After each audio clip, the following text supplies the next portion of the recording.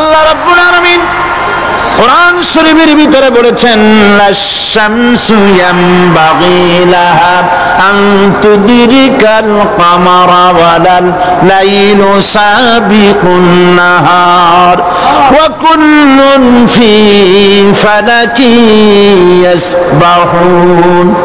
প্রবল জ্ঞানী হইবে যাহারা, আপন মনেতে বুঝিবে তাহারা। রাত্রি পারে না আগে যাইবার, দিনের স্থান করি অধিকার। চন্দ্র বাঁধে না সূর্যের গায়েতে, সূর্য পারে না চন্দ্রকে ধরিতে।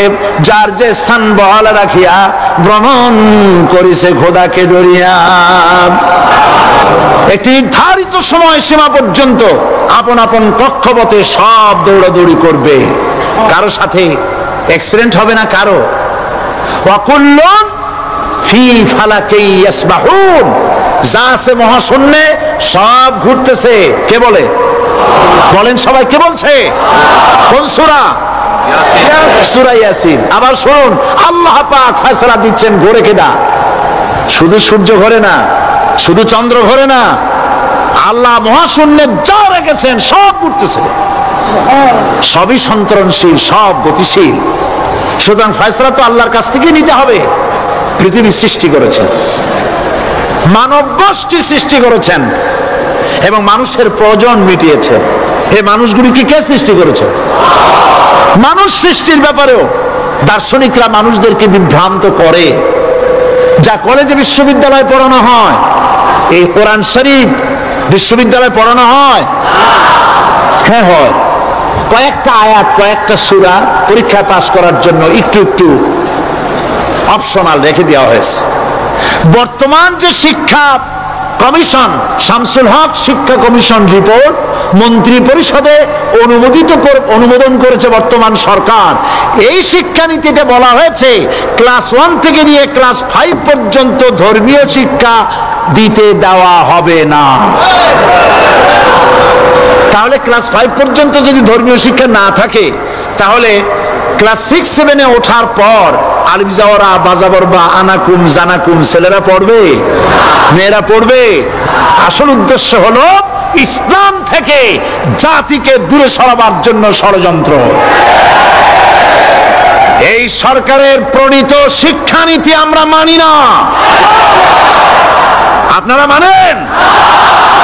যেই মাদ্রাসা মানুষের চরিত্র সৃষ্টি করে, বর্তমান সরকার সেই মাদ্রাসাগুলি একটা একটা করে ধ্বংস করার পরিকল্পনা গ্রহণ করেছে। সুতরাং আসল শিক্ষা হলো কোরআনের কাছে। আসল শিক্ষা কোথায়? কোরআনের কাছে। কোরআন যদি শিখানো হতো, কোরআন যদি শিখানো হতো কলেজে বিশ্ববিদ্যালয়, তাহলে গতকাল চট্টগ্রাম বিশ্ববিদ্যালয় থেকে যেসব ছেলেরা বিশ্ববিদ্যালয় কর্তৃপক্ষ কর্তৃক বরাদ্দকৃত, হাইজ্যাক করা নয়, বরাদ্দকৃত 4খানা বাস দিয়ে কোরআন শুনতে আসতে চেয়েছিল, বর্তমান সরকারের তথাকথিত সোনার ছেলেরা আসতে দিল না। কোরআন যদি তারা পড়ত, তাহলে কোরআন শরীফ শুনতে তারাও আসতো। কপাল পোড়া। জোরে বলেন কি? আরো জোরে বলেন কি? কপাল পোড়া। সব ভালো লাগে, কোরআন ভালো লাগে না। এদেরকে শিখানো হয়েছে, আরে তোমরা তো মানুষ না। বলে আমরা কি? তো তোমাদের ডারউইন বাবাজি বলে নাই, শোনো নাই? কি পড়ো টড়ো তোমরা, বুদ্ধি শুদ্ধি রাখো না। ডারউইন বলেছে, থিওরি অফ ইভলিউশনের মধ্যে বলেছেন মানুষ মানুষ না। বলে কি? মানুষ হলো বান্দর। কপাল পোড়া। কি কপালে লেখা থাকে? কাজে কামে প্রকাশ হয়ে যায়। ডারউইন বলল মানুষ মানুষ না। আলফ্রেড বললেন মানুষ হলো মানুষই ঠিক, তবে মানুষ হলো সেক্স সর্বস্ব জীব। সেক্স সমস্যার সমাধান করলে মানুষের সব সমস্যার সমাধান হয়ে যাবে। কার্ল মার্কস বললেন মানুষ হলো পেট সর্বস্ব জীব, পেট সমস্যার সমাধান করে দিলে সব সমস্যা শেষ। আর ডারউইন বললেন মানুষ মানুষই না, মানুষ কি? বলে বান্দর। ওরাং ওটাং শিম্পাজি আর ব্যাং থেকে মানুষের উৎপত্তি হয়েছে। আমি যখন জীবনের প্রথম শিম্পাজি দেখলাম, ওরাং ওটাং দেখলাম, তখন আমি মনে করেছি যে ডারউইন খামোখা ভুল করে নাই। এইটা দেখেই ও মনে করেছে যে এই হচ্ছে আমার মাতামহের গোষ্ঠী, এ হলো পিতামহের গোষ্ঠী। আপনারা একটু মাথা কাটায় চিন্তা করেন, মানুষ যদি বান্দর থেকে হবে, আজও বানর ফরেস্ট এরিয়া আছে কিনা বাংলাদেশে? চিল্লায় বলেন আছে কিনা? তো মানুষ যদি বান্দর থেকেই হবে, আপনারা কি কোনোদিন দেখেছেন যে একটা বান্দরের কোমর পর্যন্ত মানুষের মতো হয়ে সারছে? আর কিছুদিন গেলেই পুরো মানুষ হয়ে যাবে, গলা পর্যন্ত মানুষের মতো হয়ে গেছে, আর কদিন গেলেই মানুষ হয়ে যাবে। দেখছেন কখনো? আচ্ছা আপনারা বলেন, পাবদা মাছ আপনারা চট্টগ্রামে কি বলেন? পাবদাই বলেন। পাবদা মাছ দেখতে কি মাছের মতো লাগে? বোয়াল মাছের মতো। কোন পাগলে কি বলছে কথা যে বোয়ালের পূর্বপুরুষ পাবদা? পাবদাগুলি পুটি টুটি খাইয়ে খাইয়ে আস্তে আস্তে বোয়াল হয়ে গেছে, এ কথা কেউ বলে? আচ্ছা, শোলের যে ছোট সাইজ, শোল মাছ, গজাল মাছ, এর যে ছোট্ট সাইজ ভর্তা করে খায়, শুটকি বানায় খায়, ওগুলোর কি বলে? টাকি মাছ। এই টাকি মাছ দেখতে শোল মাছের মতো। কেউ পাগলকে আজ পর্যন্ত বলেছে যে শোল মাছের পূর্বপুরুষ টাকি, টাকিগুলা সার মার খাইয়া আস্তে আস্তে শৌলে পরিণত হয়ে গেছে? কেউ বলেছে কখনো? ডারউইন কয় বোতল খাইয়া যে এই মতবাদ লিখছে আল্লাহই ভালো জানে, যে বান্দরের থেকে মানুষ আবিষ্কার হয়েছে। নাউজুবিল্লাহ। এগুলি পড়ানো হয় কলেজে, বিশ্ববিদ্যালয়, তাই আমাদের সোনার ছেলেরা বান্দরামি করে। ওদের যদি পড়ানো হইতো তোমরা বান্দরের গোষ্ঠী নও, তোমরা মানুষ, মর্যাদা কার বেশি, বান্দরের না মানুষের? এ পৃথিবীর প্রথম মানুষকে আদম আলাইহিস সালাম। আদম হইছেন কি দিয়ে? মাটি দিয়ে। আল্লাহ রাব্বুল আলামিন যিনি মানুষ সৃষ্টি করেছেন, তিনি কোরআন শরীফের ভিতরে বলে দিয়েছেন, আমি প্রথমেই বলেছি, আপনারা লক্ষ্য করুন, এই কোরআন তাবিজের কিতাব নয়, এই কোরআন তদবিরের কিতাব নয়, ঝাড়ফুঁকের কিতাব নয়। কোরআন হলো পৃথিবীর মানুষের জন্য কোড অফ লাইফ, পূর্ণাঙ্গ জীবন বিধান। সবকিছু আল্লাহ পাক কোরআনের ভিতরে বলে দিয়েছেন, কোন জিনিস বাদ দেন নাই। আপনি আমি কেমনে সৃষ্টি হয়েছি আল্লাহ পাক কোরআনের ভিতরে বলেছেন, ইন্না খালাকনাকুম মিন তুরাবিন সুম্মা মিন নুতফাতিন সুম্মা মিন আলাকাতিন সুম্মা মিন মুদগা। নিষ্প্রাণ মাটি দিয়ে তোমাকে উৎপন্ন করা হয়েছে, নিষ্প্রাণ মাটি উপাদান দিয়ে তোমাকে তৈরি করা হলো। মায়ের পেটের ভিতরে এক ফোঁটা নাপাক পানি জমাট রক্তে পরিণত হয়ে গেল, জমাট রক্ত আস্তে করে গোস্ত পিণ্ড হলো, গোস্ত পিণ্ডকে সুন্দর করে সাজায়া হাড্ডি গুড্ডি বানায়া স্ট্রাকচার তৈরি করে তার উপরে ফাকাসাউনাল ইযামা লাহমা, চামড়া দিয়ে গোস্ত দিয়া সাজায়া সুন্দর করে বানালাম। আল্লাহর পরিচয় শুনুন, আল্লাহ আমার কেমন আল্লাহ। মায়ের পেটের ভিতরে সন্তান বানায়া এরপরে যখন রূহ দেওয়া হয়েছে, ক্ষুধা লেগেছে, খাবারের প্রয়োজন হয়েছে, আল্লাহ রাব্বুল আলামিন ওই কচি বান্দা মায়ের পেটে বসে কি খাবে, সেজন্য তার মা চিন্তা করে নাই, বাবা চিন্তা করে নাই, সরকার চিন্তা করে নাই। আল্লাহ রাব্বুল আলামিন মায়ের মাসিক অসুখকে বন্ধ করে দিয়ে সন্তানের নাভির সাথে আর মায়ের নাভির সাথে তার লাগায়া, পাইপ লাগায়া মায়ের মাসিক অসুখের রক্তগুলি দিয়ে সন্তানকে বড় বানালেন। মুখ দিয়া এই রক্ত পান করালেন না, মুখটাকে পবিত্র রেখে দিলেন যাতে করে পৃথিবীতে আসার পর ওই মুখ দিয়া আল্লাহ রাব্বুল আলামিনের জিকির করতে পারো। সন্তান মায়ের ভিতরে পেটের ভিতরে বড় হলো, আল্লাহ রাব্বুল আলামিন বলেন মাস দিন যখন পুরো হয়ে গেল, সুম্মা নুখরিজুকুম তিফলা, বাচ্চার আকারে পৃথিবীতে নিয়ে আসলাম। এখন খাবা কি? পৃথিবীতে যখন বাচ্চা এলো তখন তার পেটের সাথে যে সংযোগ ছিল মায়ের নাভির সাথে আর সন্তানের নাভির সাথে, সেই সংযোগ তার আর কি থাকলো? কি করা হলো? কেটে দেওয়া হলো।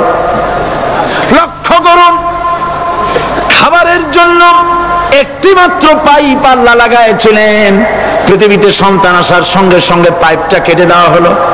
এবার কি খাবে? আল্লাহ রাব্বুল আলামিন মায়ের বুক থেকে সন্তানের জন্য এবার সিঙ্গেল সিগন্যাল, তার জন্য সিঙ্গেল কোন লাইন যেটা ছিল কেটে দিয়া মায়ের বুক থেকে সন্তানের জন্য ডাবল লাইন আল্লাহ চালু করে দিলেন। এমন দুধ বানায় দিলেন যা শুধু খাবার নয়, শুধু ফুড ভ্যালু নয়, এই দুধের ভিতরে ক্যালসিয়াম, এর মধ্যে ভিটামিন, এর মধ্যে আয়রন, এর মধ্যে মেডিসিন। দুনিয়ার এই সন্তান ছিল ফি কারারিম মাকিন, সুরক্ষিত জায়গার ভিতরে ছিল, কোন পলিউশন সেখানে যেতে পারতো না, রোগের জার্ম সেখানে যেতে পারতো না। দুনিয়ায় এলো দূষিত আবহাওয়ার ভিতরে, এই সন্তানকে এখনই অ্যান্টিবায়োটিক খাওয়ালে পরে অসুবিধা হবে। আল্লাহ রাব্বুল আলামিন মায়ের দুধের ভিতরে ঔষধ দিয়া রোগের প্রতিষেধক বানায়া দিলেন। এ হলো আমার আল্লাহ। এ আমার কে? আল্লাহ। জোরে বলেন আল্লাহ। আল্লাহ আল্লাহ রাব্বুল আলামিন মায়ের দুধ দিয়ে সন্তানকে বড় করলেন আর শোনায় দিলেন, খবরদার এই মায়ের সাথে, এই বাপের সাথে নাফরমানি করবি না। মা বাপের জন্য আমার কাছে দোয়া করবে, রব্বির হামহুমা কামা রাব্বায়ানি সগীরা। সবাই পড়েন আমার সাথে, রব্বির হামহুমা কামা রাব্বায়ানি সগীরা। আল্লাহ পাক শিখাই দিলেন বান্দারে আমার কাছে দোয়া করায়, আল্লাহ আমার মা বাপ আমাকে ছোটবেলায় যেভাবে স্নেহের কোলে লালন পালন করেছে, এইভাবে আমার মা বাপকে যে তোমার রহমতের কোলে লালন পালন করো। মনে থাকবে ভাইরা? বলেন মনে থাকবে? প্রত্যেক নামাজের পরে মা বাবার জন্য দোয়া করবেন, বেঁচে থাকুক আর মরে যাক, দোয়া করবেনই। মনে থাকবে? রব্বির হামহুমা কামা রাব্বায়ানি সগীরা। আবার পড়েন, রব্বির হামহুমা কামা রাব্বায়ানি সগীরা।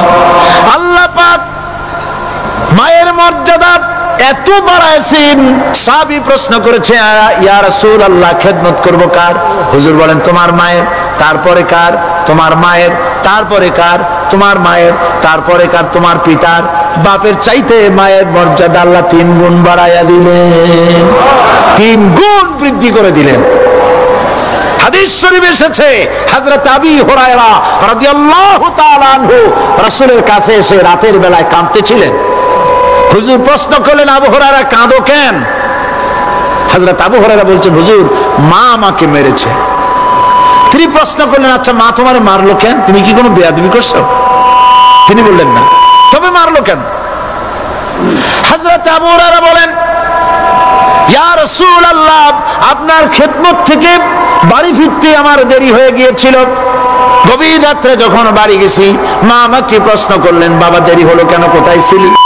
তাম পৃথিবীর মানুষ যেই কদম মোবারক চুমু দিতে পারলে ধন্য হয়ে যায়, সেই আখিরি জামানার পয়গম্বর নবী মুহাম্মদ রাসূলুল্লাহ সাল্লাল্লাহু আলাইহি সাল্লামের দরবার থেকে আসতে আমার দেরি হয়ে গেছে। ইয়া রাসূলুল্লাহ আমার মা আপনার নাম শুনে তার গা জ্বলে উঠল, তিনি কাফের মুশরিকা। আপনার নাম শুনে অগ্নি শর্মা হয়ে আমাকে ধরে পিটানো আরম্ভ করলেন আর বললেন, আবু হুরায়রা হয় মুহাম্মদ সাল্লাল্লাহু আলাইহি সাল্লামের বাড়ি ছাড়বি, নইলে আমার বাড়ি ছাড়বি, কি করবি বল? মার খেতে খেতে আমি বললাম, মা তোমার গায়ে যত শক্তি আছে আমারে মারো, তোমার বাড়ি শুদ্ধ, তাম দুনিয়াটা ছেড়ে দিতে পারি, মুহাম্মদ রাসূলুল্লাহর কদম মোবারক ছেড়ে দিতে পারি না। হুজুর আমার মা গলা ধাক্কা মেরে আমাকে বের করে দিয়েছেন। হুজুর বলছেন, আবু হুরায়রা মা তোমাকে মেরেছে আর আমার কাছে নালিশ করছো, আমি তোমার মায়ের কোনো বিচার করতে পারবো না। সুবহানাল্লাহ, এত বড় পাওয়ারফুল নবী, শানওয়ালা, ইজ্জতওয়ালি, বরকতওয়ালি, এত বড় নবী বলছেন মা মেরেছে, আমার করার কিচ্ছু নাই। সুবহানাল্লাহ। তোমার মা মুশরিকা হোক আর যাই হোক, তোমার মা। সুবহানাল্লাহ বলেন। আমার বন্ধুগণ, হযরত আবু হুরায়রা বলেন, ইয়া রাসূলুল্লাহ, মায়ের বিরুদ্ধে কোনো অভিযোগ নিয়ে আমি আপনার কাছে আসি নাই। হুজুর বললেন, কেন আসছো বলো খুলে। আবু হুরায়রা বলেন, হুজুর আমি জানি আপনি আল্লাহর দরবারে যদি কোনো ব্যাপারে হাত তোলেন আল্লাহ মঞ্জুর করে ফেলেন। আপনি দয়া করে আমার মার জন্য দোয়া করেন, আল্লাহ যেন হেদায়েত দিয়ে দেন।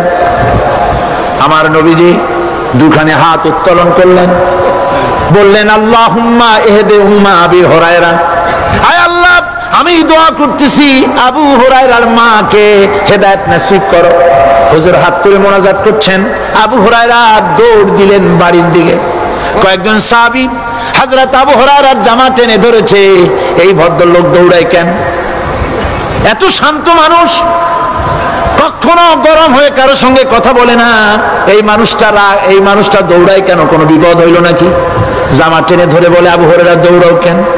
হযরত আবু হুরায়রা বলেন, জামা ছেড়ে দাও, কোনো বিপদ আমার হয় নাই, আমি দৌড়াইয়া বাড়ি যাই দেখতে চাই। আমি দৌড়াইয়া আগে বাড়ি যেতে পারলাম না, আমার নবীর দোয়া আগে আমার বাড়ি চলে গেছে, আমি এটা দেখতে চাই। হযরত আবু হুরায়রা দৌড়াতে দৌড়াতে বাড়ি চলে গেছেন। দরজায় নক করলেন, ভেতর থেকে আওয়াজ এলো, কে? তিনি বললেন, আমি আবু হুরায়রার মা, দরজা খুলে দাও, আমি তোমার সন্তান। মা বললেন, বাবা অপেক্ষা করো, দরজা খুলতেছি। হযরত আবু হুরায়রা বলেন, মায়ের গলার আওয়াজের ভেতরে কুফরি কর্কশতা পেলাম না, মায়ের গলার আওয়াজের ভেতরে তাওহীদের নরমিয়াত পেলাম। আমার কাছে মনে হলো আমি আবু হুরায়রা বাড়ি আসার আগে নবীজির দোয়া আল্লাহর আরশে পৌঁছে গেছে। আবু হুরায়রা বলছেন, মা আমার কিছুক্ষণ পরে ঘরের থেকে বেরিয়ে এসেছেন, আমি দেখলাম মায়ের শরীর ভিজা, মাথার চুল দিয়া পানি টপকাচ্ছে। মা আমার বললেন, বাবারে তোমাকে মারার পর আমি নিদারুণ অনুশোচনায় পড়েছিলাম, মনে মনে ভাবলাম, আহারে আমার সন্তানরা আমি কেন মারলাম? সে তো কোনো খারাপ কাজ করে নাই, কোনো খারাপ জায়গায় যায় নাই। এত ভালো মানুষ, যার সম্পর্কে লোকেরা খামোখাই মিথ্যা কথা বলে, এই ভালো মানুষটার কাছে গেছে, সেজন্য আমি মারলাম কেন? বাবা গো, আমি আমার ভুল বুঝতে পেরেছি, জীবনের ভুলও ধরা পড়েছে, আমাকে জলদি করে নিয়ে চলো বিশ্ব নবীর দরবারে। হযরত আবু হুরায়রার মা রাসূলুল্লাহর খেদমতে এসে ঘোষণা করলেন, আশহাদু আল্লা ইলাহা ইল্লাল্লাহু ওয়াহদাহু লা শারীকা লাহু ওয়া আশহাদু আন্না মুহাম্মাদান আবদুহু ওয়া রাসূলুহু। আমার ভাইরা, আল্লাহ রাব্বুল আলামিন মানুষ সৃষ্টি করে পৃথিবীতে পাঠিয়ে দিলেন, খাবারের ইন্তজাম করলেন, এগুলি সব আল্লাহর পরিচয়। আল্লাহরে চেনার জন্য বড় বড় কিতাব ঘাটা লাগে না, কিসমতে যদি থাকে দুই একটা দৃষ্টান্ত যথেষ্ট হয়ে যায়। সুবহানাল্লাহ, সুবহানাল্লাহ, দুই একটা দৃষ্টান্ত যথেষ্ট। আল্লাহ পাক সমস্ত সৃষ্টি জগৎকে তৈরি করলেন, সৃষ্টি করলেন, আর তাদের খাদ্যের ব্যবস্থা করলেন। কে করেছেন খাদ্যের ব্যবস্থা? খাদ্য দেন আল্লাহ। কিন্তু অহংকারী যারা, তারা বলে দেশের বাম্পার ফলনের জন্য সমস্ত কৃতিত্ব সরকারের। বলেন আস্তাগফিরুল্লাহ, বলেন নাউজুবিল্লাহ। এদের একজন বলছিল, 3 বছর কিছু দিবার পারুম না, লোকেরা কয় আমরা না খাইয়ে থাকুম, আল্লাহ কয় আমিও দেহুম, কদ্দুর পারো না খাইয়ে থাকতে। ফসল কে দেন? জোরে বলেন, কে দেন? বাম্পার ফসলের ফলনের দাবি সরকার করতে পারে না, এটা কুফরি, এটা শিরক। জমিনের ফসল কে দেন? আকাশের বৃষ্টি কার? পানি কার? সার কার? সব আল্লাহ পাক। আল্লাহ পাক কোরআন শরীফে বলেছেন, لئن شكرتم لأزيدنكم ولئن كفرتم إن আযাবি লাশাদীদ। আমার নিয়ামতের শুকর যদি আদায় করো বাড়ায় দেব, আর যদি কৃতজ্ঞ হও শুকরিয়া আদায় না করো মস্ত বড় শাস্তি দেব। ফসল দেই আমি আর শুকরিয়া আদায় করো তোমার বাজানে, ঠিক কিনা? শুকরিয়া আদায় করে কার? বাজানে। একটা লোকের, একটি মানুষের যেই প্রশংসা এই সরকার করলো বিগত 4.5 বছর ধরে, একটা মানুষের যত জিকির করলো, প্রশংসা করলো, ছবি টানাইলো, যদি এতটা জিকির এতটা স্মরণ আল্লাহ রাব্বুল আলামিনের করতো, ওদের জন্য আল্লাহর জান্নাতের দরজা খোলা হয়ে যেত। প্রশংসা করবে কার? চিল্লায় বলুন। আল্লাহ পাকের প্রশংসা করবে। খেতে দেওয়ার মালিক তিনি। আল্লাহ পাক বলছেন আল্লাহকে, তার পরিচয় আল্লাহ তুলে ধরেছেন, ওয়ামা মিন দাব্বাতিন ফিল আরদি ইল্লা আলাল্লাহি রিজকুহা। এই পৃথিবীর ভিতরে এমন কোন বিচরণশীল জীব নাই যার রিস্কের দায়িত্ব আমি আল্লাহ গ্রহণ করি নাই। সুবহানাল্লাহ বলবেন না? রিস্কের দায়িত্ব কার হাতে? আচ্ছা দেখুন তো, পৃথিবীর সমস্ত সরকারের কাছে বিভিন্ন মন্ত্রণালয় আছে না? খাদ্য মন্ত্রণালয় বলে কোন মন্ত্রণালয় আছে কিনা? আছে। খালি কয় খামু আর খামু। খাদ্য মন্ত্রণালয় আছে, থাকার পরেও মানুষ না খাইয়া মরে, ঠিক কিনা? এবার একটু তাকান তো, জ্ঞানের চক্ষু দিয়া তাকান। ফরেস্ট এরিয়া, বাঘ আছে কিনা? নাই। সিংহ আছে কিনা? গন্ডার আছে কিনা? হাতি আছে কিনা? বিশাল বিশাল প্রাণী আছে কিনা? জঙ্গলে ছোট্ট প্রাণী থেকে, পোকা থেকে শুরু করে গন্ডার পর্যন্ত, টুনটুনি পাখি দিয়ে শুরু করে ঈগল পাখি পর্যন্ত, নদীর ভিতরে ছোট্ট চুনো পুঁটি থেকে শুরু করে তিমি মাছ পর্যন্ত। প্রাণী তত্ত্ববিদরা বলেছেন সমুদ্রের ভিতরে এমন এমন বড় বড় তিমি আছে যে একটা তিমির ওজন 5000 টন পর্যন্ত হয়ে যায়। 5000 টন তিমিটার ওজন। এ যখন বাচ্চা হয় তখন বাচ্চার দৈনিক দুধ লাগে 50 থেকে 60 মণ পর্যন্ত। কে ব্যবস্থা করে? রুহান ফেরেশতা। তো ওর মা যেমন বাচ্চা তো সেরকম হবে, ঠিক কিনা? কে দেয় খাবার? এবার দেখেন তো, আপনার দেশের এই জঙ্গলে কত হাতি আছে।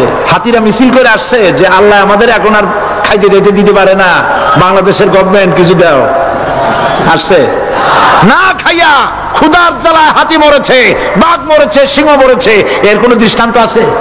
ক্ষুধার জ্বালায় আকাশের উড়ন্ত পাখিরা ছটফট করে মারা গেছে, দৃষ্টান্ত আছে? নদীর মাছেরা ক্ষুধার জ্বালায় ভেসে উঠেছে, না খাইয়া মরে গেছে, দৃষ্টান্ত আছে? মহান আল্লাহ রাব্বুল আলামিন কোরআন শরীফের ভিতরে বলেছেন অনেক প্রাণী এমন আছে যারা তাদের খাদ্যকে সঞ্চয় করে না, খাদ্যকে জমা করে না, আহরণ করে না। সকাল বেলায় একটা খাবার খেলো, দুপুরে কি খাবে তার জানা নাই। শকুন পৃথিবীর মাঝি থেকে 3 মাইল উপরে ওড়ে, তার চোখকে আল্লাহ পাক এত তীক্ষ্ণ বানিয়ে দিয়েছেন, এই চট্টগ্রামের কোথায় মরা গরু আছে 3 মাইল উপর দিয়ে দেখতে পায়। সুবহানাল্লাহ বলতে ইচ্ছে করে। এই প্রাণীগুলি খাবারগুলি কোনো গভর্নমেন্ট জোগাড় করে রাখে নাই। আল্লাহ পাক বলেন সবার খাবার আমি দেই। সকাল বেলায় সমস্ত প্রাণীগুলি, মহাশূন্যে পাখি, পানির ভিতরে মৎস্যরাজি, জঙ্গলের ভিতরে হিংস্র প্রাণী, পোকামাকড় থেকে শুরু করে সবগুলো খালি পেটে সব বেরিয়ে যায়, কারো কোনো খাবারের মজুদ নাই। সন্ধ্যা হতে না হতে সমস্ত প্রাণীগুলির পেট ভরাইয়া আমি আবার যার যার ঘরে বেরায় দেই। ওয়ামা মিন দাব্বাতিন ফিল আরদি ইল্লা আলাল্লাহি রিজকুহা। সমস্ত প্রাণী রিস্কের দায়িত্ব আমি আল্লাহর হাতে। কে দেয় রিজিক? জোরে বলুন, কে দেন? আল্লাহ। কি খাবেন সব আল্লাহ জোগাড় করে দিয়েছেন। তরি তরকারি জোগাড় করেছেন, মাছ জোগাড় করেছেন, চাউল দিয়েছেন, খাবার দিয়েছেন, গোশত দিয়েছেন, সব দিয়ে দিয়েছেন আল্লাহ রাব্বুল আলামিন। সমস্ত জিনিস দিয়ে মানুষকে আল্লাহ পাক তার জন্য আল্লাহ সব করেছেন। খালাকা লাকুম মা ফিল আরদি জামিআ, এই পৃথিবীতে যা তৈরি করেছে সব তোমার জন্য। এ হচ্ছে আমার আল্লাহ, এ হচ্ছে আমার কে? আল্লাহ। সে আল্লাহ পাক বলছেন, আল্লাহর পরিচয় তিনি স্রষ্টা, তিনি রিজিক দাতা। এবার আইনদাতা কে? আইনদাতা কে? আরো জোরে বলুন। আইনদাতা আল্লাহ হচ্ছে আল্লাহর পরিচয়। ইনিল হুকমু ইল্লা লিল্লাহ আলা লাহুল খালকু ওয়াল আমর, সৃষ্টি যার, আইন চলবে তার। আমার দেশে আল্লাহর আইন চলছে? আমাদের দেশের কল কারখানা, ক্ষেত খামার, অফিস আদালত আল্লাহর আইন অনুযায়ী চলে? চলে না। বরং আল্লাহর আইনকে মুছে ফেলার জন্য, নিজেদের আইন সৃষ্টি করার জন্য প্রচেষ্টা চালানো হচ্ছে। আল্লাহর আইন মানুষের জন্য সব থেকে বেশি উপযোগী, কারণ সৃষ্টি করেছেন কে? বলেন, কে করেছেন? আল্লাহ। প্রত্যেকটি মেশিন আপনি যা কিনবেন, রেডিও হোক, টিভি হোক, যে কোনো যন্ত্র হোক, গাড়ি হোক, তার সাথে একটা লিটারেচার, একটা বই তার সঙ্গে দিয়ে দেওয়া হয়। ওই বইয়ের মধ্যে লেখা থাকে এটা কিভাবে চালানো হবে, অপারেট করা হবে, তার সিস্টেম লেখা থাকে। আপনার ইচ্ছা মতো চালাইলে হবে না। এই মানব গোষ্ঠীকে সৃষ্টি করেছেন। এখন আপনি যদি আপনার আইন মতো চালান, তা কি চলবে? চলবে না। আপনি আপনার আইন মতো চালাচ্ছেন, ভালোভাবে চলতেছে? চলতেছে না। স্বরাষ্ট্রমন্ত্রী বলতেছেন সন্ত্রাসীদেরকে মাটির তলা থেকে খুঁজে বের করা হবে, কিন্তু নাকের উপর দিয়ে ব্রিফকেস চুরি হয়ে যায়, উনি তা ধরতে পারেন না। এই হলো আইন। অনাবরত খুন হচ্ছে, অনাবরত সন্ত্রাসী তৎপরতা চলছে। আর ওনারা বলছেন আগের থেকে গুলি চলে আসছে, একজনের খুনের বিচার না হইলে এরকম খুন তো হইতেই থাকবে।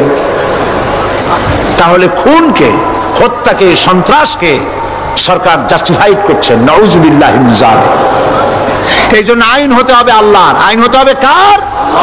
চিল্লায় বলেন, আল্লাহ পাকের আইন হতে হবে। আমি একদিন পার্লামেন্টে বলেছিলাম, আমার দেশের নেতা নেত্রীরা বারবার হজ করতে যান, উমরা করতে যান, সেখান থেকে আসার সময় কি আনেন? আতর, পাথর, সুরমা আর খুরমা, এই কিছু নিয়ে আসলেন। কিন্তু আমি বলেছি, আপনারা কি কিছু চোখে দেখেন না? পার্লামেন্টে এইভাবে বক্তৃতা করেছে, কিছু চোখে দেখেন না? আমি প্রশ্ন করে আমি এবার জবাব দিচ্ছি, আপনারা যারা হজ করতে যান, উমরা করতে যান, হজের কথাই ধরি, এই হজ করতে যখন যান তখন মুজদালিফায় একটা রাত কাটাইতে হয়। সেটা কোন দিন? ইয়মে আরাফার পরের দিন। এই মাঠে দালান কোঠা আছে, এখানে বেড়া আছে, শামিয়ানা আছে, পর্দা আছে, তাবু আছে, কিচ্ছু নাই। লক্ষ লক্ষ নারী আর পুরুষ পাশাপাশি শুয়ে থাকে, তাও সুবহানাল্লাহ কইতে ইচ্ছে করে না। সারা রাত জনে জনে পুলিশ পাহারাদার নাই। কিরকম মেয়ে এলো, চাঁদের সৌন্দর্য হার মানায় দিতে পারে এরকম সুন্দরী, এরকম সুন্দরী নারী, সুদর্শন পুরুষ পাশাপাশি রাস্তার ধারে, মরুভূমির ভিতরে সারা রাত কাটাচ্ছে। ইয়মে আরাফার পরের রাতটা, একটা রাত পুরা। এভাবে চলতেছে বছরের পর বছর, শতাব্দীর পর শতাব্দী, সহস্রাব্দীর পরে সহস্রাব্দী। আমি প্রশ্ন করি, পৃথিবীর ইতিহাসে কেউ কি এমন কথা বলতে পেরেছে, লিখতে পেরেছে যে মুজদালিফার রাতে সেখান থেকে 10টা নারী হাইজ্যাক হয়েছে, 5টা নারী লাঞ্ছিত হয়েছে, বলতে পারবে? গভীর রাত্রে পুরুষ সঙ্গী ছাড়া সুন্দরী রমণী, যুবতী রমণী একাকিনী নিজের ঘর ছেড়ে আল্লাহর ঘরে তওয়াফ করতে আসে। তওয়াফ সেরে তাহাজ্জুদের নামাজ পড়ে আল্লাহর কাছে মোনাজাত করে একা একা হাজার হাজার লাখো পুরুষের ভিতর থেকে আপন ঘরে ফিরে যায়। কারো বাবার হিম্মত নাই একবার তাকায় সে তো রূপ উপভোগ করার জন্য আবার তাকায়, অথবা তার আঁচল ধরে টান মারে। আছে ইতিহাস? কথা কন না কেন? সুন্দরী একটা মাইয়া মক্কা থেকে মদিনা থেকে পাওয়া যায় না, 15 দিন হয়ে গেছে। হয়েছে কখনো? এবার জবাব দেন, কেন হয় না? কেন হয় না? আমার দেশের মেয়েরা রাস্তা দিয়ে হাঁটতে পারে না। হাই স্কুল মেয়েদের, হাই স্কুল মেয়েদের কলেজ যখন ছুটি হয়, তথাকথিত সোনার ছেলেরা গেটের সামনে এতিমের মতো কালায় থাকে। অনবরত হাইজ্যাক হচ্ছে, ধর্ষণের সেঞ্চুরি হচ্ছে। আর ওখানে হয় না কেন? ওখানে হয় না এই কারণে, এই কোরআনের আইন আল্লাহ রাব্বুল আলামিন যে আইন দিয়েছেন, ওখানে আইন বলবৎ আছে। আছে নাকি? আছে কিনা? কোন পুরুষ কোন নারীকে ধর্ষণ করেছে যদি প্রমাণিত হয়, সে যদি ফাহাদের ছেলে হয় আর ফাহাদের মেয়ে হয়, কোরআনের শাস্তি হলো পাথর মেরে উড়াইয়া দাও। তাকে জানিয়ে দেওয়া হবে রেডিও টিভির মাধ্যমে, জিনাকারের ব্যভিচারীর শাস্তি হবে। চতুর্দিকে হাজারো লোকেরা দাঁড়াবে, হাতে পাথর নিয়ে পাথর মেরে তাকে তার গোশত হাড্ডি বাতাসের সাথে উড়ায় দেবে। একজন মানুষ আর একজন মানুষকে খুন করলো, এই আসামি ধরা পড়ে গেল, কোরআনের শাস্তি হলো যখন ধরা পড়বে প্রমাণিত হবে যেমন ভাবে হত্যা করেছে পরেও হত্যা করো। এই দৃশ্য, এই আইন যদি বাংলাদেশে যদি এই আইন চালু হয়ে যেত, খুনের আসামি ধরা পড়েছে, ধরা পড়েছে জেনার আসামি, প্রকাশ্য ময়দানে এলো, সাক্ষী প্রমাণে কোর্টে প্রমাণিত হলো সত্যি সে খুনি। এই বিশাল আউটার স্টেডিয়ামের মাঝখানে খুনি কি দাঁড় করাও, চতুর্দিকে হাজারো লাখো মানুষ থাকুক, রেডিও টিভির ক্যামেরা কার্যকর হবে, পত্র পত্রিকার সাংবাদিকরা আসবে, তরবারির এক আঘাতে খুনির কল্লাটা উড়ায় দাও, দেহটা নিঃসার হয়ে জমিনে পড়ে যাবে।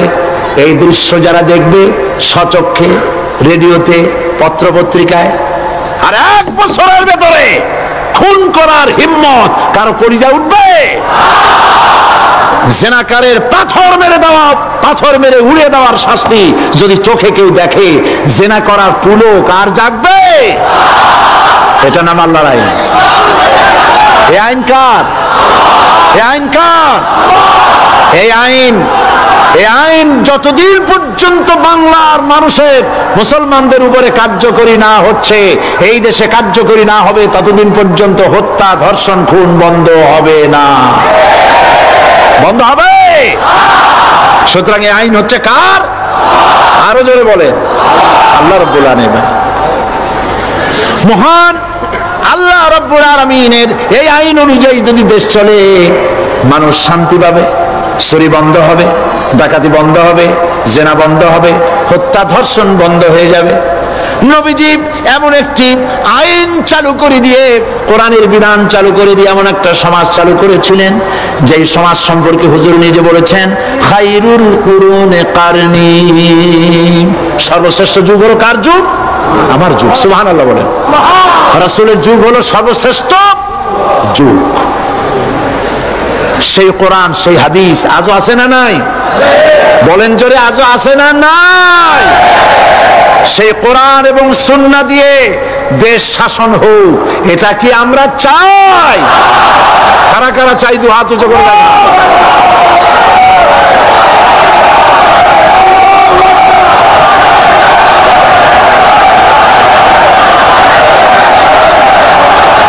আরে ভাই আপনারা দাঁড়ায় গেলেন কেন? বসেন বসেন। আমি তো একটা স্লোগান দিতে বললাম, হাত দেখতে চাইছি আমি, মাথা দেখতে চাই নাই। এই সুযোগে কোমরটা সোজা করে নিলেন। আচ্ছা বসেন, আর মহব্বতের সাথে জিকির করেন লা ইলাহা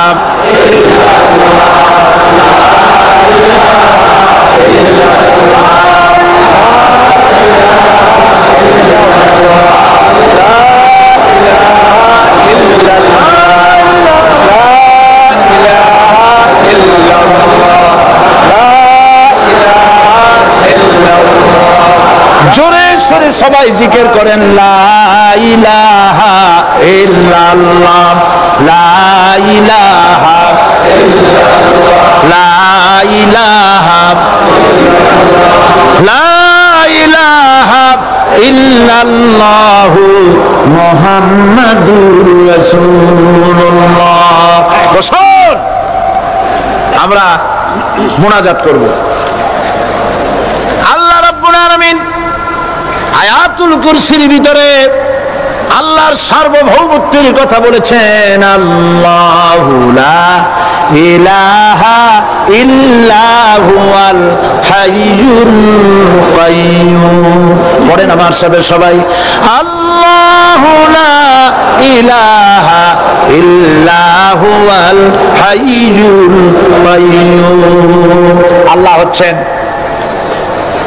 যিনি ছাড়া কোনো ইলাহ নাই, তিনি শাশ্বত চিরঞ্জীব। সুবহানাল্লাহ ওয়া বিহামদিহি।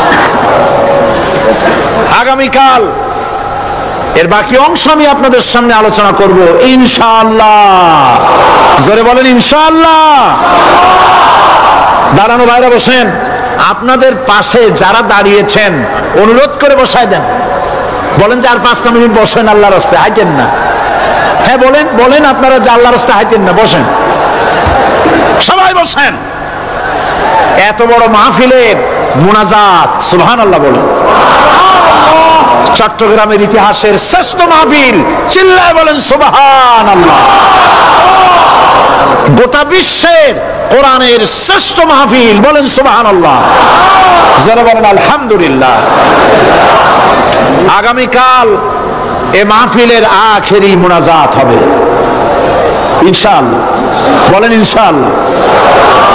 আমি আন্তরিকভাবে দুঃখিত, প্রতি বছর আমার মা বোনদের জন্য, চট্টগ্রামবাসী আমার মা বোনদের জন্য আলাদাভাবে তাদের প্রশ্নের উত্তর দেই এবং তাদের সামনে কোরআন হাদিসের কথা আলাদাভাবে বলি। এবছর দিন কম হয়ে গেল বলে মহিলারা, মা বোনেরা বঞ্চিত হয়ে গেলেন। শিশু কিশোরদের জন্য আলাদাভাবে সমাবেশ করা হয়, তাও বঞ্চিত হয়ে গেল। এই বিশাল তাফসীরুল কোরআন মাহফিলের বরকত থেকে চিটাগংবাসীকে যারা বঞ্চিত করলো, আল্লাহ তাদের হেদায়েত নসিব করে দিয়ে। যদি হৃদয় থাকে, যদি হৃদয় বলে কিছু থাকে, বিবেক বলে যদি কিছু থাকে, আর শরীর যদি মুসলমানের পিওর রক্ত থাকে, তাহলে বাড়ি বসে অনুশোচনা করা উচিত, চোখের পানি ফেলানো উচিত ওই সব লোকের যারা এই বরকতপূর্ণ মাহফিলকে বাধা দিয়েছে। আর যাদের কলজার মধ্যে আল্লাহ মোহর মেরে দিয়েছে, এগুলোর তো হেদায়েত হবে না। যাদেরকে আল্লাহ পাক তৈরি করেছেন জাহান্নামের জন্য, ওদের কাছে মাহফিল অসহ্য, সহ্যই হবে না। নাউজুবিল্লাহ বলেন। চট্টগ্রামবাসীর জন্য তাফসীরুল কোরআন মাহফিল নিয়ামত। এই নিয়ামত কিয়ামত পর্যন্ত আল্লাহ টিকায় রাখুন, বলি আমিন। আগামীকালের আখেরি মোনাজাতে সমস্ত মুসলমান চতুর্দিক থেকে আল্লাহ পাকের নারা লাগাতে লাগাতে আসবেন। আল্লাহু আকবার, নারে তাকবীর। গোটা চট্টগ্রাম, গোটা চিটাগং শহর আগামীকাল কোরআনের মিছিলের শহর হবে ইনশাআল্লাহ।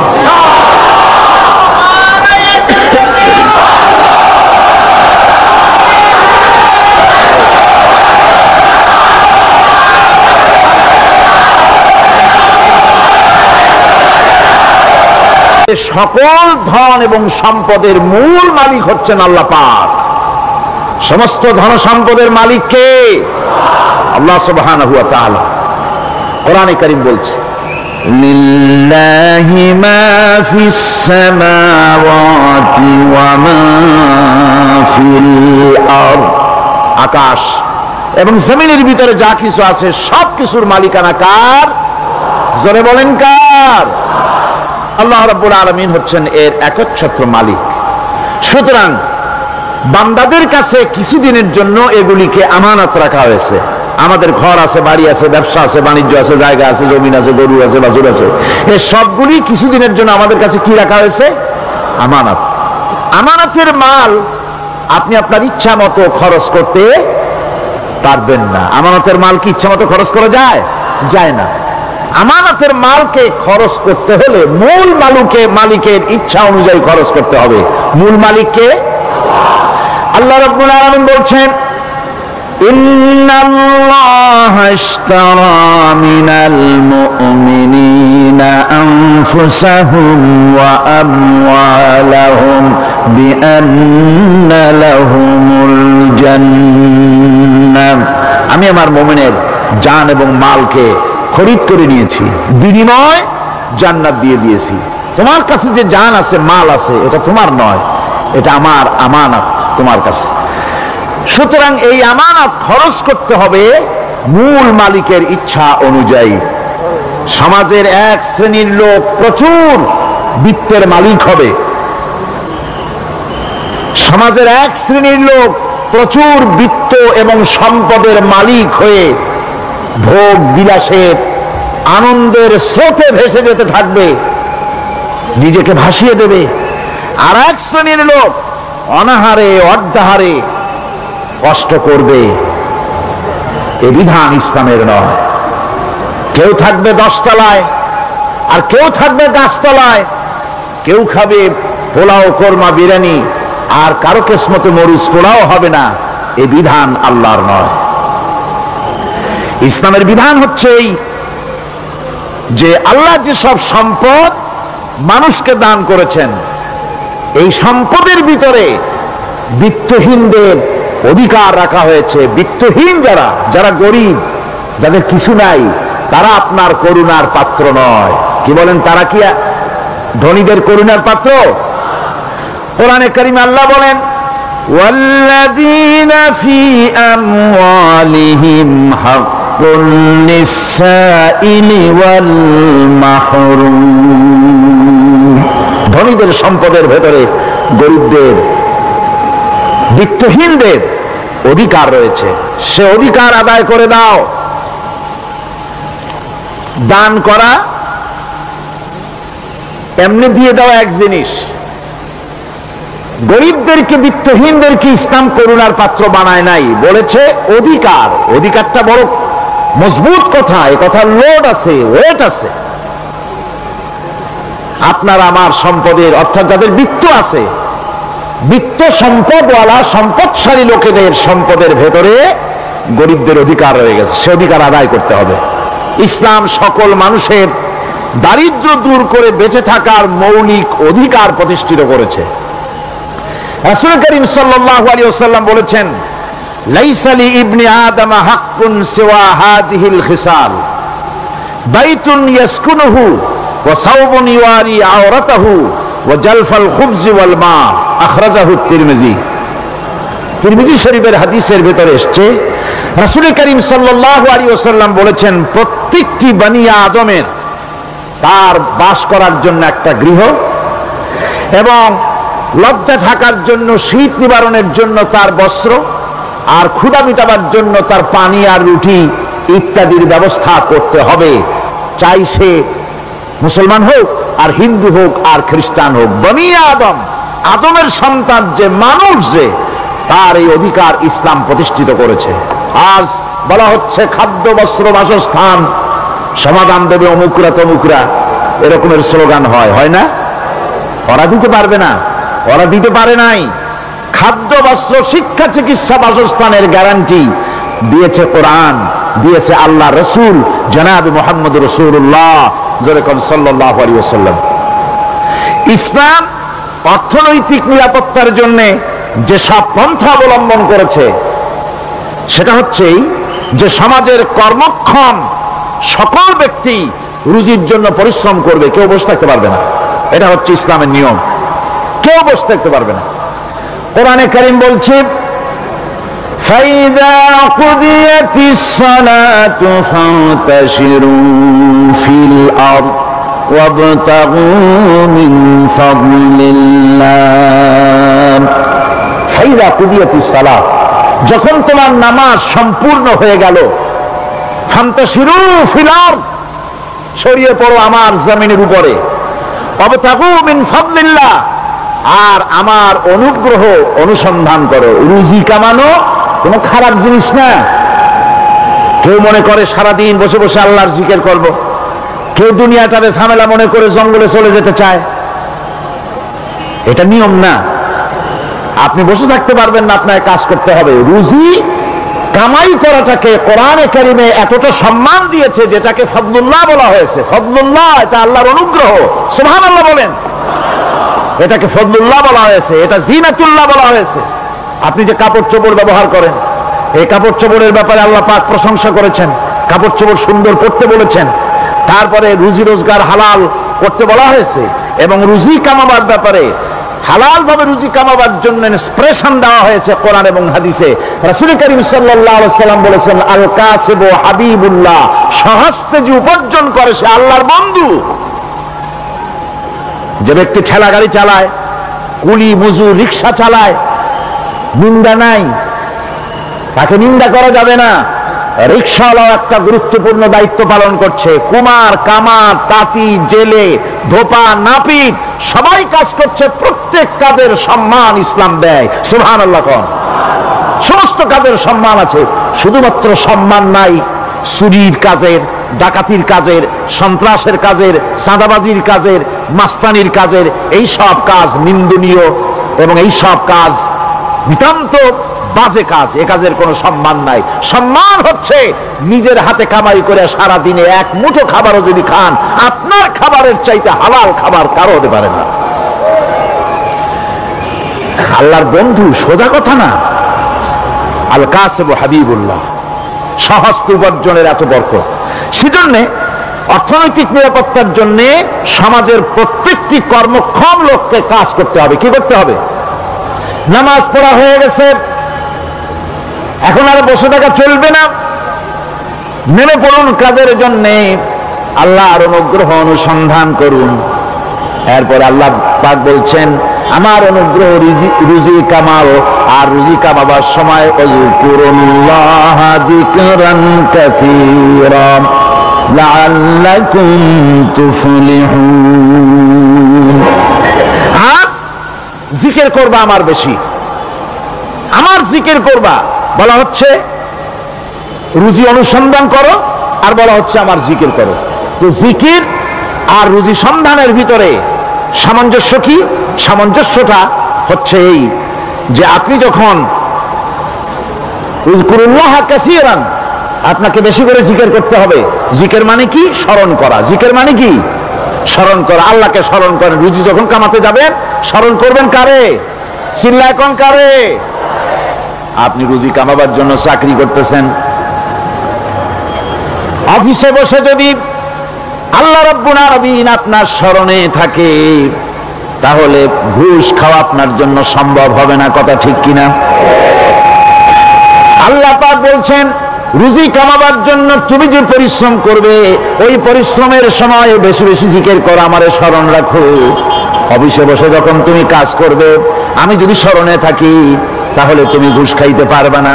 তুমি জমিন চাষ করবে, জমিন চাষ করার সময় আমি যদি তোমার স্মরণে থাকি, জমিনের আইল ঠেলা তোমার পক্ষে সম্ভব হবে না।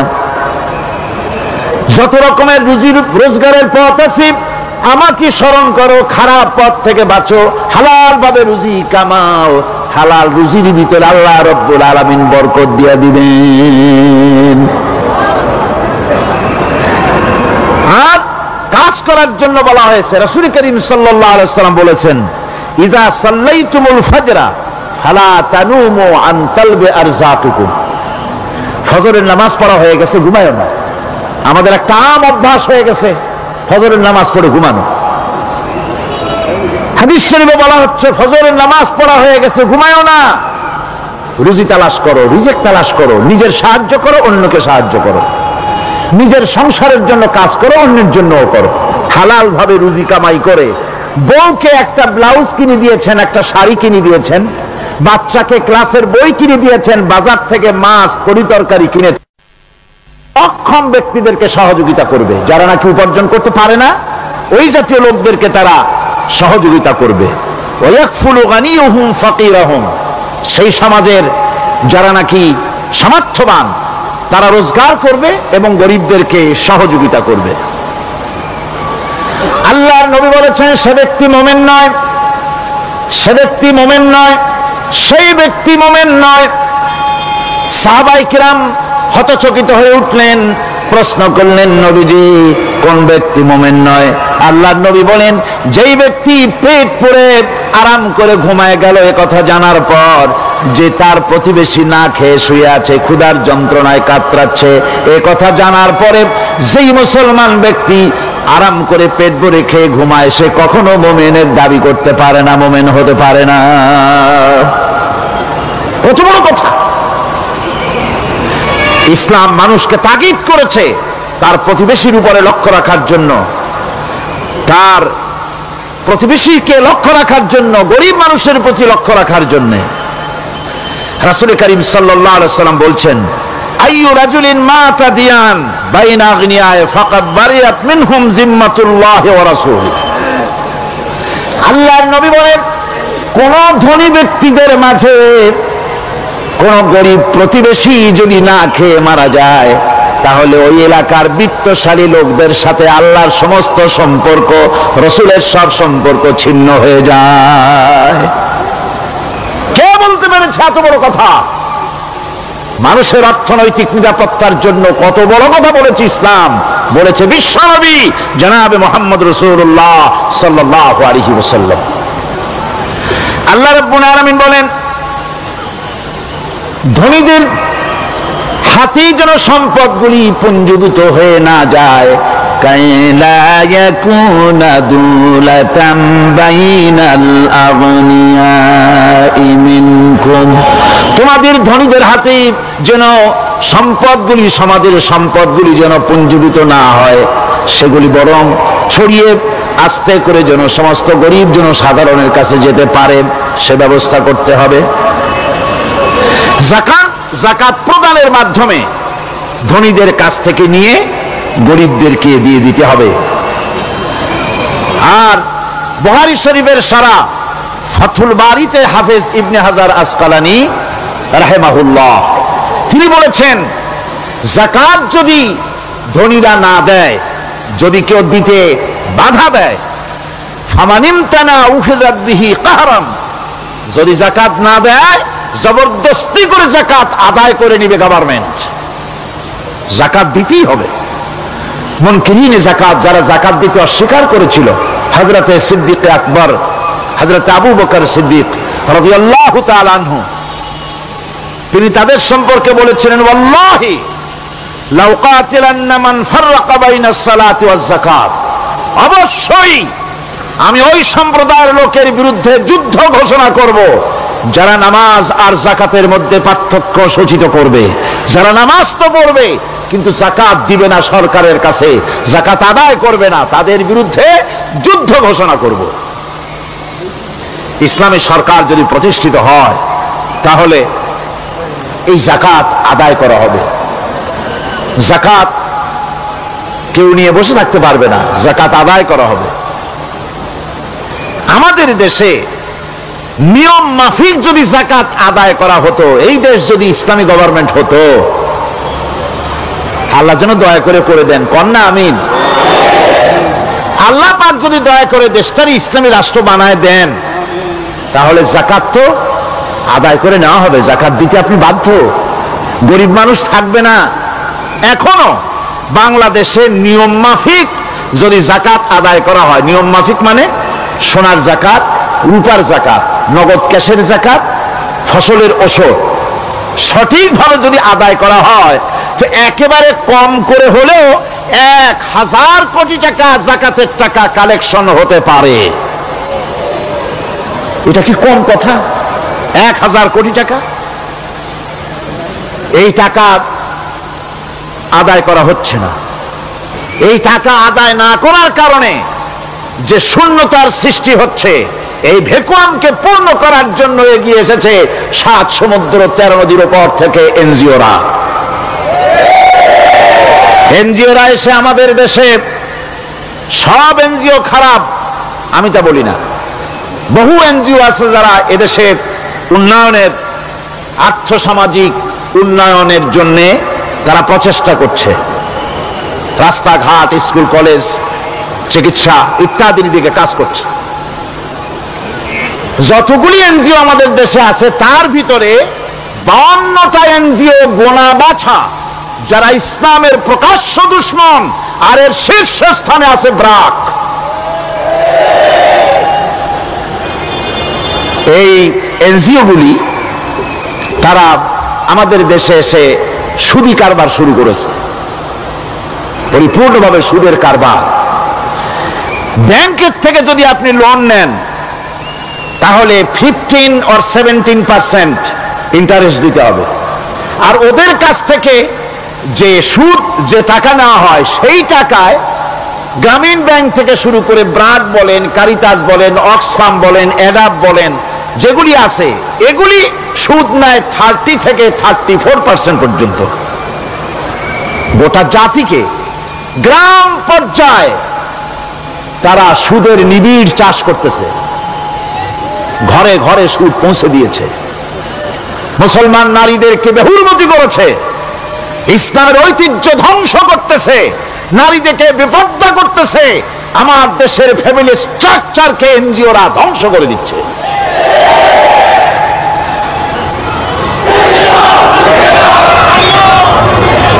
সুতরাং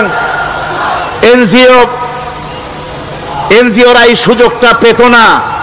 যদি জাকাত কালেকশন করা হতো আর জাকাত দিয়ে, জাকাত যে সব জায়গায় খরচ করতে হয় সেই খরচ করার জায়গাগুলিতে সঠিকভাবে যদি ব্যয় করা হতো, এই অবস্থা হতো না।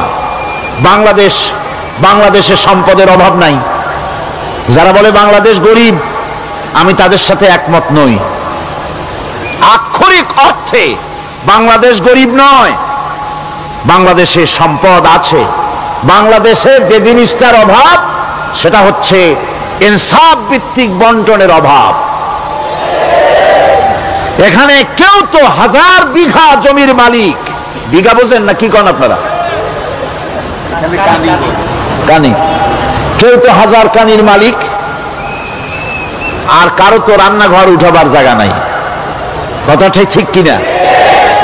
কেউ তো শত শত কোটি টাকা, কত কোটি টাকা যে আছে তা হিসাব করে মাসখানেক লাগবে, গুনিয়া খুলতে পারবে না। আর কারো তো একটা ট্যাবলেট কেনার পয়সা নাই। সুতরাং আমার দেশে যেভাবে গরিব বলা হয় আক্ষরিক অর্থে ওইভাবে আমার দেশ গরিব নয়। আমাদের দেশে সম্পদ আছে, বহুত জমি অনাবাদি ফেলে রাখা হয়েছে। রাসূল করিম সাল্লাল্লাহু আলাইহি ওয়াসাল্লাম বলেছেন, সেই ব্যক্তির জমিন রাখার অধিকার নাই যে ব্যক্তি তা চাষের আওতায় না আনে। আছে না বহুত জমি পড়িয়া? আবাদযোগ্য জমি আমাদের দেশে আছে যা, তার 2,40,00,000 একর। আমাদের ভূমি সম্পদ রয়েছে, বনজ সম্পদ যা আছে সেটা হচ্ছে 32,53,860 একর জুড়ে বিরাট বনজ সম্পদ আমাদের আছে। ভূমি সম্পদ আছে, বনজ সম্পদ আছে।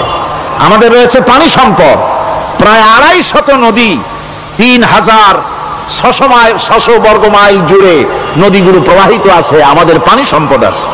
আমাদের গ্যাস সম্পদ আছে, যে গ্যাস অন্তত 100 বছর চলতে পারে। প্রত্যেক বাড়িতে বাড়িতে গ্যাসের সংযোগ দিলেও 100 বছরে ফুরাবে না। আলহামদুলিল্লাহ কইতে ইচ্ছা করে না? জোরে কোন আলহামদুলিল্লাহ।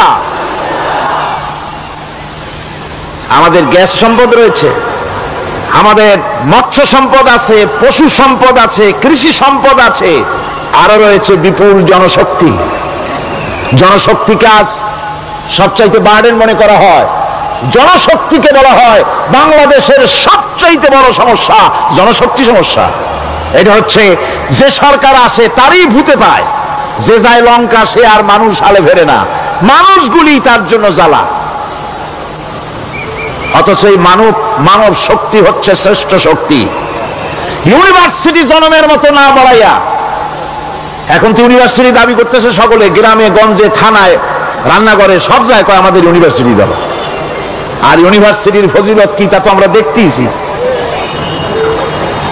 এর থেকে বেশি করে পলিটেকনিক ইনস্টিটিউট, ভোকেশনাল ইনস্টিটিউট ইত্যাদি যদি বানানো হতো, ভিক্ষার হাতকে কর্মীর হাতে যদি পরিণত করা যেত, মানুষগুলিকে যদি কর্মক্ষম করা যেত, তাদেরকে যদি মডার্ন টেকনোলজি যদি শিক্ষা দেওয়া যেত, তাহলে এই মানব শক্তি রপ্তানি করে বা পৃথিবীর বিভিন্ন দেশ থেকে মূল্যবান বৈদেশিক মুদ্রা অর্জন করা যায়।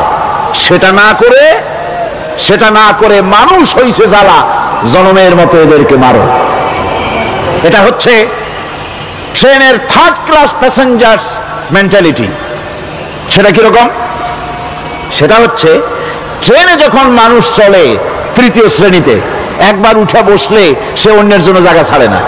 জায়গা খালি আছে, আরেকজন এসে বললে ভাই আমার একটু বসতে দাও, কয় না ভাই এখানে লোক আছে। আসলে কিন্তু লোক নাই। আপনি যদি বলেন যে সেই লোক আসলে আমি জায়গা ছেড়ে দেবো, ততক্ষণ তো বসি, আপনি বসলেন, এরপরে আপনি তো বুঝছেন যে লোকটা ফাঁকি দিছে, ওই চিন্তা আপনার মধ্যেও ঢুকবে, আর একজন আসবে বসার জায়গা আছে, আপনি বলবেন না এখানে জায়গা নাই। ট্রেনের থার্ড ক্লাস প্যাসেঞ্জারদের যে মন মানসিকতা, বর্তমান মুসলিম দেশগুলির সরকার প্রধানেরা ঠিক ট্রেনের থার্ড ক্লাস প্যাসেঞ্জারদের চাইতেও থার্ড ক্লাস। মানব শক্তিকে কাজে লাগাবার চিন্তা না করে উল্টা চিন্তা তারা করছেন। এত সম্পদ থাকা সত্ত্বেও বাংলাদেশ আজ যে অভাব সৃষ্টি হয়েছে তা কৃত্রিম, এবং তা সৃষ্টি হয়েছে এটা এর একমাত্র দায়ী এর জন্য রাজনৈতিক ষড়যন্ত্র। রাজনৈতিক ষড়যন্ত্রের কারণেই এই অভাব সৃষ্টি হয়েছে। গোড়া থেকেই আমাদের দেশটি ষড়যন্ত্রের শিকার। প্রথমে ব্রিটিশ বেনিয়ারা 200 বছর পর্যন্ত গোলামির জিনজির পরিয়ে দিয়েছে।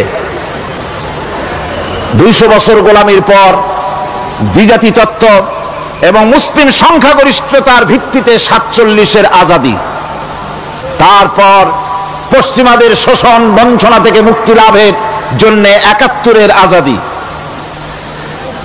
এরপরে দেশের 90% হচ্ছে মুসলমান। 90% কারা? চিল্লায় বলেন না কারা?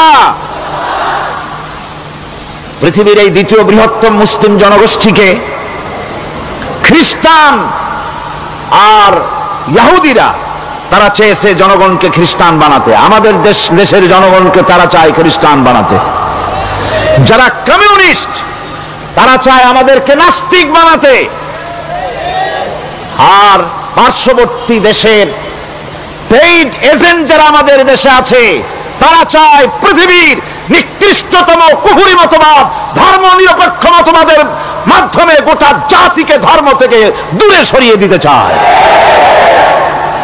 সুতরাং এই ষড়যন্ত্রের শিকার হয়ে আছে বাংলাদেশ। বাংলাদেশের এই আর্থসামাজিক প্রেক্ষাপটে ইসলামের বিধান ছাড়া, আল্লাহর দেওয়া বিধান ছাড়া এর কোনো মুক্তি নাই, এর নাজাতের কোনো পথ নাই। আল্লাহ রাসূল ক্ষমতা আরোহণ করলেন, রাষ্ট্রের মালিক হলেন, প্রেসিডেন্ট হলেন। রাসূলুল্লাহ কি হলেন? আল্লাহর নবী প্রেসিডেন্ট হলেন। সমাজের গরিব দুঃখীদের ব্যাপারে নবীজি বললেন, মান তারাকা মালান ফালওয়ারাসাতিহি ওয়া মান তারাকা দিয়ান আও কুল্লা ফালিয়াতিনি ফাইন্না মাওলাহু, রাওয়াহুল বুখারী।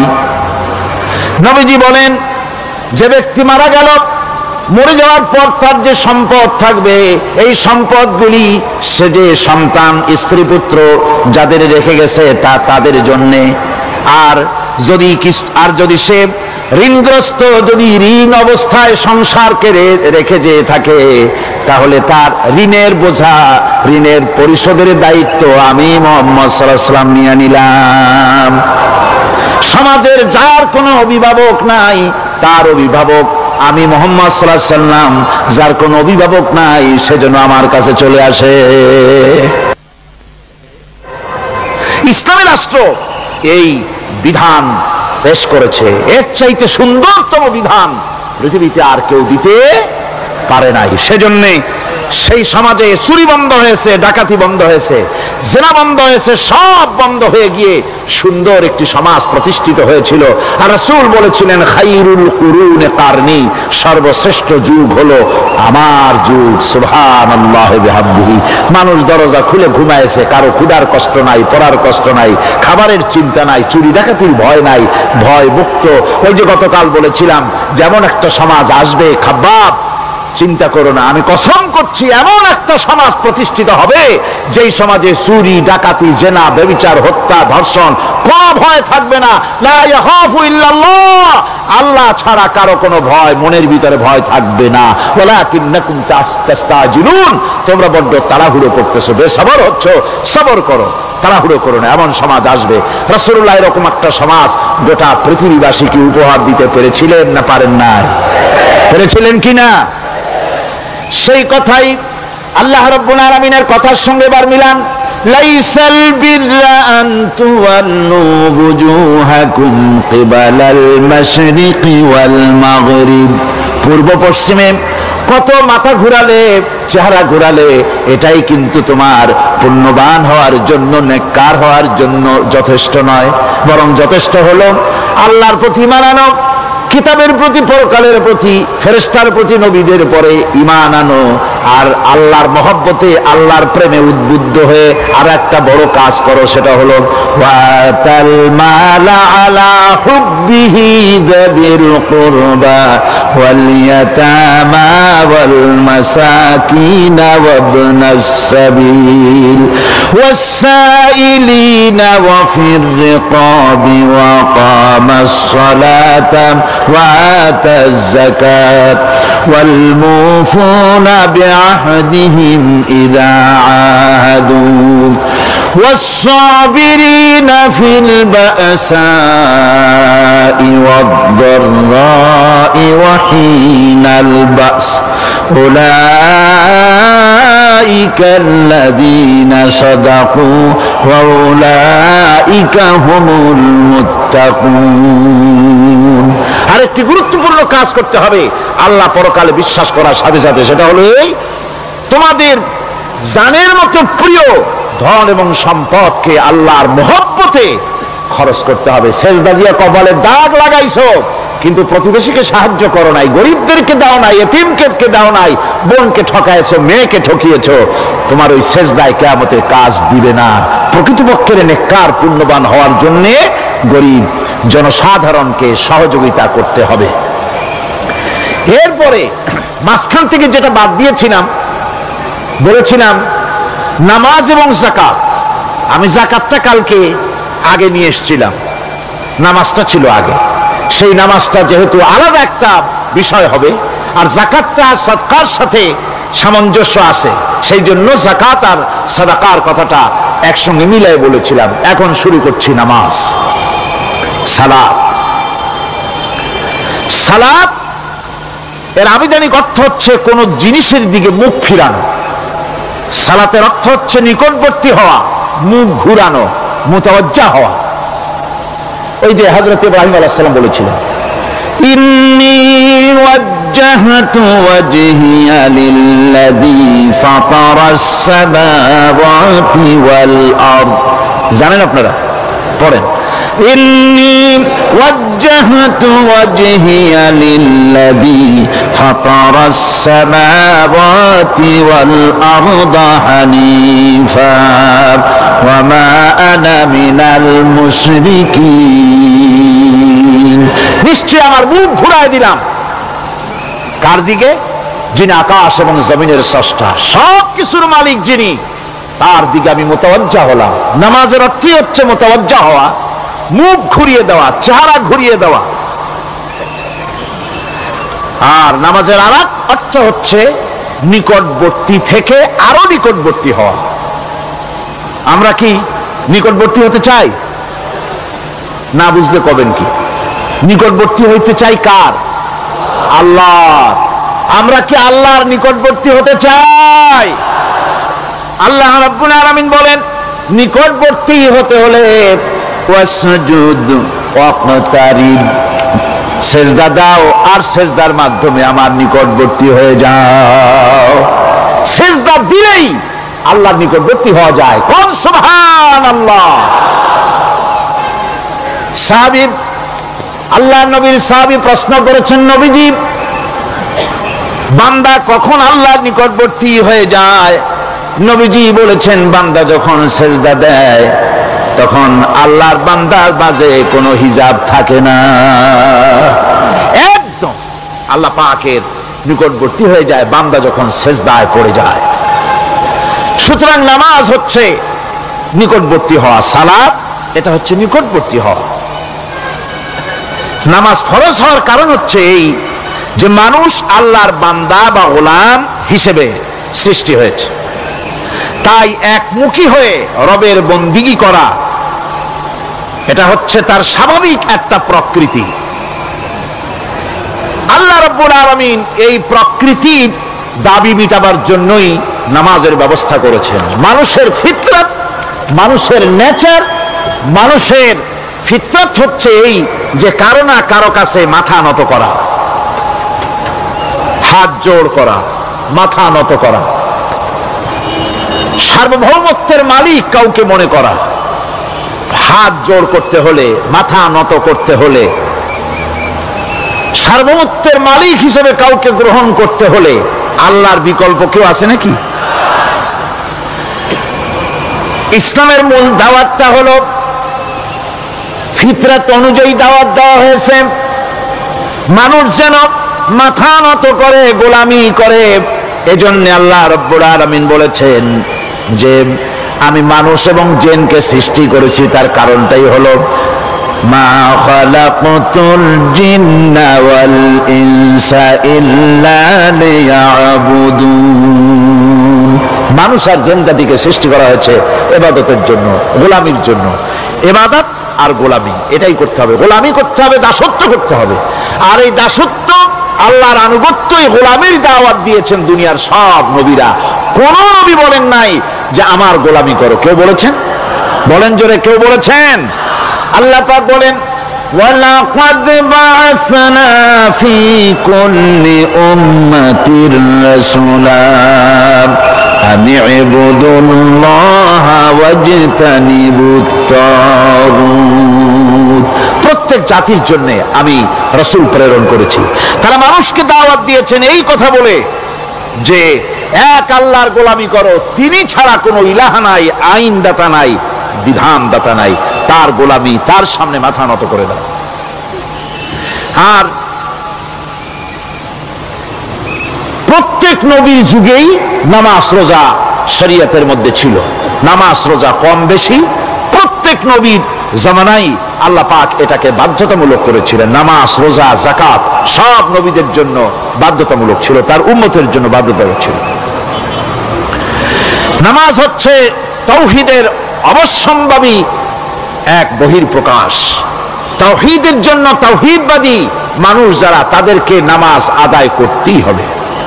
আকীদা বিশ্বাসের দিক থেকে তাওহীদ যদি হয় পুরা দ্বীনের মূল উৎস, তাহলে আমলের দিক থেকে নামাজ হচ্ছে পুরা দ্বীনের মূল ভিত্তি।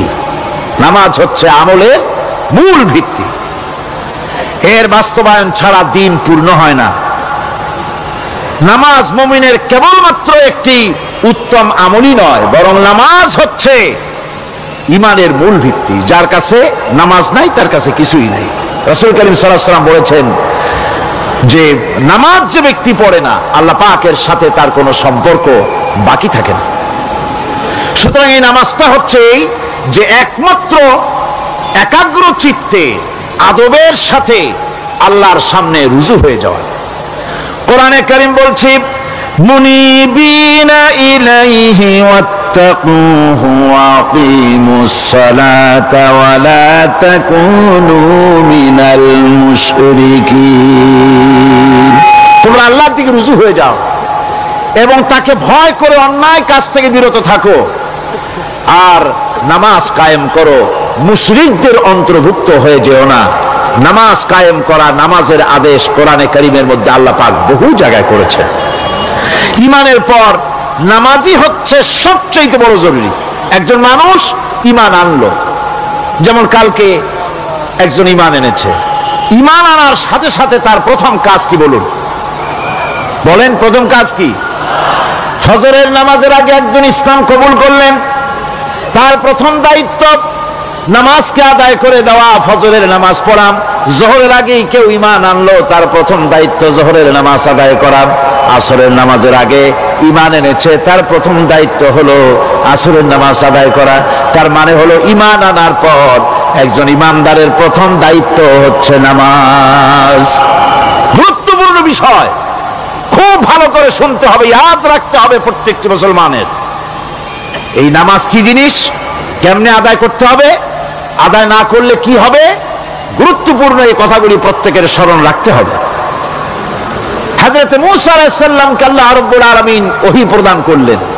যেদিন ওহী দিলেন, ওহী দিয়ে সেই মুহূর্তে আল্লাহ পাক তাকে শোনালেন, ইন্নানি আনাল্লাহ লা ইলাহা ইল্লা আনা ফা'বুদনি ওয়া আকিমিস সালাতা লিযিকরি। নিশ্চয়ই আমি আল্লাহ, আমি ছাড়া কোন ইলাহ নাই, আমার গোলামি করো, আমার দাসত্ব করো, আর আমার শরণার্থে নামাজ কায়েম করো। নামাজ নামাজ নামাজ কায়েম করতে হবে, এটাই হচ্ছে ইমানের সবচেয়ে বড় দাবি। অন্যত্র আল্লাহ পাক বলছেন, কুল ইন্না হুদাল্লাহি হুয়াল হুদা ওয়া উমিরনা লিনুসলিমা লিরাব্বিল আলামিন। হে নবী বলুন, প্রকৃতপক্ষে আল্লাহর হেদায়েত হচ্ছে সঠিক হেদায়েত। সত্যিকারের হেদায়েত কার হেদায়েত? আল্লাহ পাকের হেদায়েত। এবং তার পক্ষ থেকে নির্দেশ করা হয়েছে যে সারা জাহানের মালিকের সামনে মাথা নত করে দাও। মাথা নত করবেন কার কাছে? আল্লাহ পাকের কাছে। ওয়া আনাকিমুস সালাতা ওয়াত্তাকুহু ওয়া হুয়াল্লাযী ইলাইহি তুহশারুন। আর নামাজ প্রতিষ্ঠা করো, আল্লাহ রাব্বুল আলামিনের ভয়তে সমস্ত অপরাধমূলক কাজ থেকে, অসামাজিক কার্যকলাপ থেকে বিরত থাকেও। আর একদিন মনে রেখো, তোমাদের সকলকেই আল্লাহ রাব্বুল আলামিনের দরবারে উপস্থিত হতে হবে। নামাজ ঈমান থাকা না থাকার প্রমাণ। ঈমান আছে কি ঈমান নাই, এর প্রমাণ কি? নামাজ। আল্লাহ পাক বলছেন, ফালা সাদ্দাকা ওয়ালা সাল্লা ওয়ালাকিন কাযযাবা ওয়া তাওয়াল্লা। কিন্তু না সে সত্য মেনে নিল, আর না সে সালাত আদায় করলো, বরং সত্যকে মিথ্যা মনে করে ফিরে গেল। নামাজটাই হচ্ছে একজন মানুষের, সে মুমিন না কাফের তা প্রমাণ করার জন্য, এটাই হচ্ছে মূল কথা। কিয়ামতের দিন মানুষ যে জাহান্নামে যাবে, জাহান্নামের জন্য, জাহান্নামে যে সব কারণে যাবে, তার মধ্যে বড় কারণ কালকে বলেছিলাম, দেখি মনে আছে নাকি? বড় কারণ কয়টা? কয়টা? আলহামদুলিল্লাহ মনে আছে। আল্লাহ রাব্বুল আলামিন বলেন, ইয়াতাসাআলুনা আনিল মুজরিমিন। কিয়ামতের দিন অপরাধীদেরকে জিজ্ঞেস করা হবে, মা সালাকাকুম ফি সাকার, জাহান্নামে কেন আসছো? জবাবে তারা বলবে, ক্বালু লাম নাকু মিনাল মুসাল্লিন ওয়া লাম নাকু নুতঈমুল মিসকিন। নামাজ পড়ি নাই, আর এতিম মিসকিনদের খেতে দেই নাই, এই কারণেই জাহান্নামে এসেছি। নাউযুবিল্লাহ। নামাজ যারা পড়বে না জাহান্নামে যেতে হবে। কোথায় যেতে হবে? কেউ কেউ মনে করতে পারবেন নামাজের অস্ত্র বহু শুনছি, এর চাইতে গুরুত্বপূর্ণ জিনিস আর নাই। নামাজের চাইতে গুরুত্বপূর্ণ ইবাদত আল্লাহর সৃষ্টি করেন নাই। মুসলমানের জন্য সর্বশ্রেষ্ঠ ইবাদত কি ছিল? এখন জোরে বলেন কি? এই নামাজ আকসার মানুষের নামাজ হয় না। যারা আমরা নামাজ পড়ি, বহু লোকের নামাজ পড়ে ঠিক, কিন্তু নামাজ আদায় হয় না। আমি সে কথা বলবো সামনের দিকে, প্রাণ খুলে শুনবেন, কাজে লাগবে ইনশাআল্লাহ। কোন ইনশাআল্লাহ? আকীদাগত দিক থেকে ঈমান হলো তাওহীদের স্বীকৃতি, আর আমলের দিক থেকে নামাজ হচ্ছে তাওহীদের বহিঃপ্রকাশ। আপনি মুসলমান তা প্রমাণ হবে নামাজ দিয়ে। নামাজহীন ঈমানের দাবি মূল্যহীন। যার নামাজ নাই তার ঈমানের দাবি করার কোনো মূল্যই নেই। অনেকে এরকম কথা বলে, হুজুর আমি মানুষটা নিতান্ত খারাপ না, যাই মনে করেন, গ্রামে রাস্তা বানাইছি, ব্রিজ করে দিয়েছি, কালভার্ট করেছি, এতিম মিসকিনদের তাও মাঝে মধ্যে খাবার দেই। নামাজ হচ্ছে ইসলামের গণ্ডির মধ্যে প্রবেশের প্রমাণ। কোরআনে কারীম বলছে, ফাইন তাবু ওয়া আকামুস সালাতা ওয়া আতাউজ যাকাতা ফাইখওয়ানুকুম ফিদ্দীন। সূরা তওবা এসেছে। তারা যদি তওবা করে আর নামাজ কায়েম করে, যাকাত যদি আদায় করে, তাহলে এখন তোমাদের সে দ্বীনি ভাই, এখন ভাই হয়ে গেল। একটু আগে ছিল কাফের মুশরিক, এখন তোমার দ্বীনি ভাই। দ্বীনের গণ্ডির মধ্যে প্রবেশ করা, কলেমা পড়ার সাথে সাথেই নামাজ। নামাজ হচ্ছে দ্বীনের প্রধান গেট, দ্বীনের প্রধান তোরণ। দ্বীনের মধ্যে প্রবেশ করার জন্য এই গেট দিয়ে প্রবেশ করতে হবে। সুতরাং এই নামাজের এতই গুরুত্ব দেওয়া হয়েছে। ইসলাম যদি ক্ষমতায় আসে, আল্লাহ যেন এনে দেন, জোরে কোন আমিন। ইসলাম যদি ক্ষমতায় এসে যায়, রব্বুল আলামিন তাফসীরের মাহফিল, কোরআন সামনে নিয়ে আশা করে তোমার দরবারে দোয়া করি, এই বিশাল জনসমুদ্রের দোয়া কবুল করো মাবুদ গো, এই বাংলাদেশকে ইসলামের দেশ বানাইয়া দাও। দেশটা যদি ইসলামের হয়ে যায়, আইন যদি আল্লাহর হয়, শাসন যদি সৎ লোকেরা করে, রব্বুল আলামিন কোরআন শরীফে বলেন, তাহলে তারা 4টা কাজ করবে। আল্লাযীনা মাক্কান্নাহুম ফিল আরদ আকামুস সালাতা ওয়া আতাউজ যাকাত ওয়া আমারু বিল মারুফি ওয়া নাহাউ আনিল মুনকার। মুমিনরা ক্ষমতায় এসে প্রথম যে কাজটা করবে, প্রথমে ক্ষমতায় এসেই নামাজ বাধ্যতামূলক করবে। প্রথম কি? ওয়াজ নসিহতে অনুরোধ করা হবে না, বাবাজিরা আল্লাহর রাস্তায় নামাজটা পড়ে না। রেডিও এবং টেলিভিশনের মাধ্যমে রাষ্ট্রপ্রধান অর্ডার করে দিবেন, আজ থেকে বাংলাদেশের 12 কোটি তাওহীদি জনতা, নারী পুরুষ যারা আকেল বালিগ, সকলের জন্য নামাজ বাধ্যতামূলক, নামাজ পড়তেই হবে। এটা অর্ডার। বেলা যখন 1টা বেজে যাবে, বেলা যখন 1টা বাজবে, সমস্ত মসজিদে আজান শুরু হয়ে যাবে। আজানের সাথে সাথে অফিস, আদালত, কল কারখানা, ক্ষেত খামার, শিক্ষাঙ্গন সব ডেডলক হয়ে যাবে। আধা ঘন্টার জন্য বন্ধ হয়ে যাবে। যারা মুসলমান অফিসে, কলেজে, ইউনিভার্সিটিতে, সর্বত্র তারা নামাজের জন্য প্রস্তুতি নেবেন। আধা ঘন্টার ভিতরে নামাজ আর খানা সেরে আবার কলেজ চলবে, বিশ্ববিদ্যালয় চলবে, কল চলবে, কারখানা চলবে, ক্যান্টনমেন্ট চলবে, সেক্রেটারিয়েট চলবে, সব আপন গতিতে চলতে থাকবে। আল্লাহর রহমত, বরকত আকাশ ফেরে নাজিল হয়ে যাবে। আর এই অর্ডার যে দেওয়া হবে, নামাজ পড়বেন, সেখানে থানায় যখন আজান হবে, থানায় আজান হয়ে গেছে, থানার স্টাফ, পুলিশ যারা আছে জামাতে খাড়া হয়ে যাবে, ইমামতি করবেন ওসি সাহেব। এসপির অফিসে এসপি সাহেব ইমামতি করবেন, ডিসি সাহেব তার অফিসে ইমামতি করবেন। মন্ত্রী সেক্রেটারিয়েট ইমামতি করবেন, প্রেসিডেন্ট বঙ্গভবন ইমামতি করবেন, বিশ্ববিদ্যালয়ের ভাইস চ্যান্সেলরের ইমামতিতে সে জায়গার মুসলমান ছাত্র ছাত্রী, শিক্ষক শিক্ষয়িত্রী এক জামাতে নামাজ আদায় করবে। এই যদি হয় চিত্র দেশের, অপরাধ থাকবে? থানায় ওসি সাহেব নিজেই যদি জামাতের ইমামতি করেন, এইভাবে নামাজ আদায় করেন পুলিশদের নিয়ে জামাতে, ঘুষ আর খাবে তারা? এসপি সাহেবের অফিসে, ডিসি সাহেবের অফিসে মন্ত্রীরা যদি ভাবে নামাজ কায়েম করে, তাহলে কি অন্যায় অপরাধ কিছু থাকবে সমাজে? থাকবে না। সুতরাং নামাজ বাধ্যতামূলক করে দেওয়া হবে।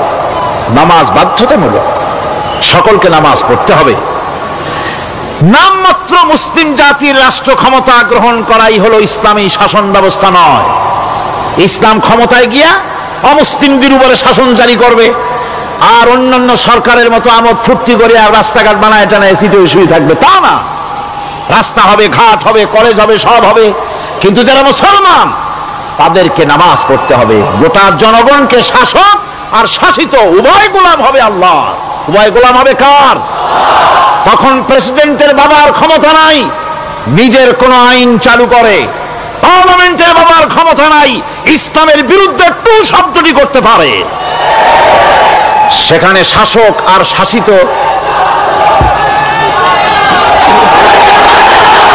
শাসক আর শাসিত হয়ে যাবে একজন এক হুকুমদাতার গোলাম।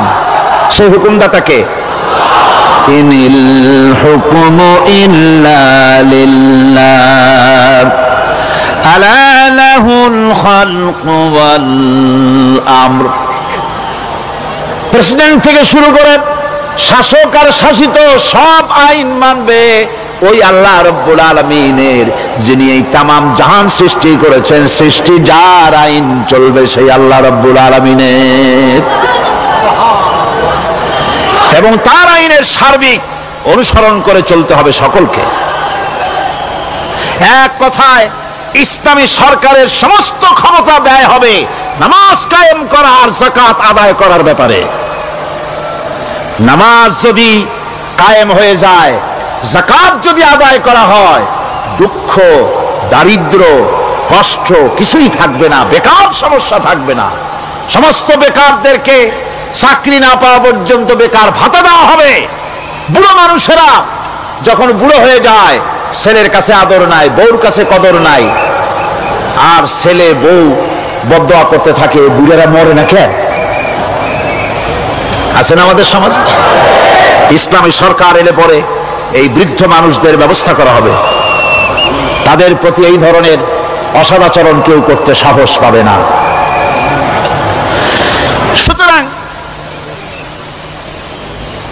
নামাজ প্রতিষ্ঠা এবং যাকাত আদায় হলেই সমাজের অন্যায় অবিচার যা আছে তার বাড়ানাই বিলুপ্ত হয়ে যাবে। কল আলহামদুলিল্লাহ। তখন চাকরিতে প্রমোশন হবে নামাজের ভিত্তিতে।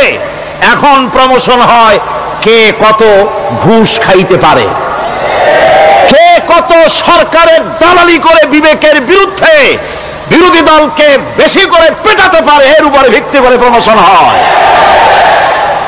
ইসলামী সরকার যখন আসবে, ইসলামী সরকার যখন প্রতিষ্ঠিত হয়ে যাবে, তখন চাকরির প্রমোশন নির্ভর করবে তার সুন্দর চরিত্র আর নামাজের পাবন্দির উপরে ভিত্তি করে।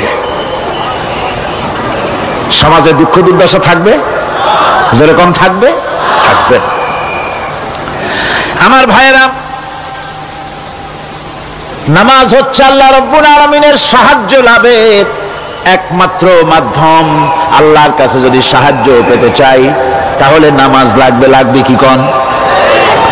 وَلَقَدْ أَخَذَ اللَّهُ مِيثَاقَ بَنِي إِسْرَائِيلَ وَبَعَثْنَا مِنْهُمُ 12 نَقِيًّا وَقَالَ اللَّهُ إِنِّي مَعَكُمْ لَئِنْ أَقَمْتُمُ الصَّلَاةَ। আল্লাহ পাক বলেন, বনি ইসরাইলদের নিকট আমি ওয়াদা নিয়েছিলাম, তোমরা যদি মানুষদেরকে অসামাজিক কার্যকলাপ থেকে যদি তোমরা ফিরাইতে পারো, মানুষদেরকে অসামাজিক কার্যকলাপ থেকে তোমরা ফিরাবে।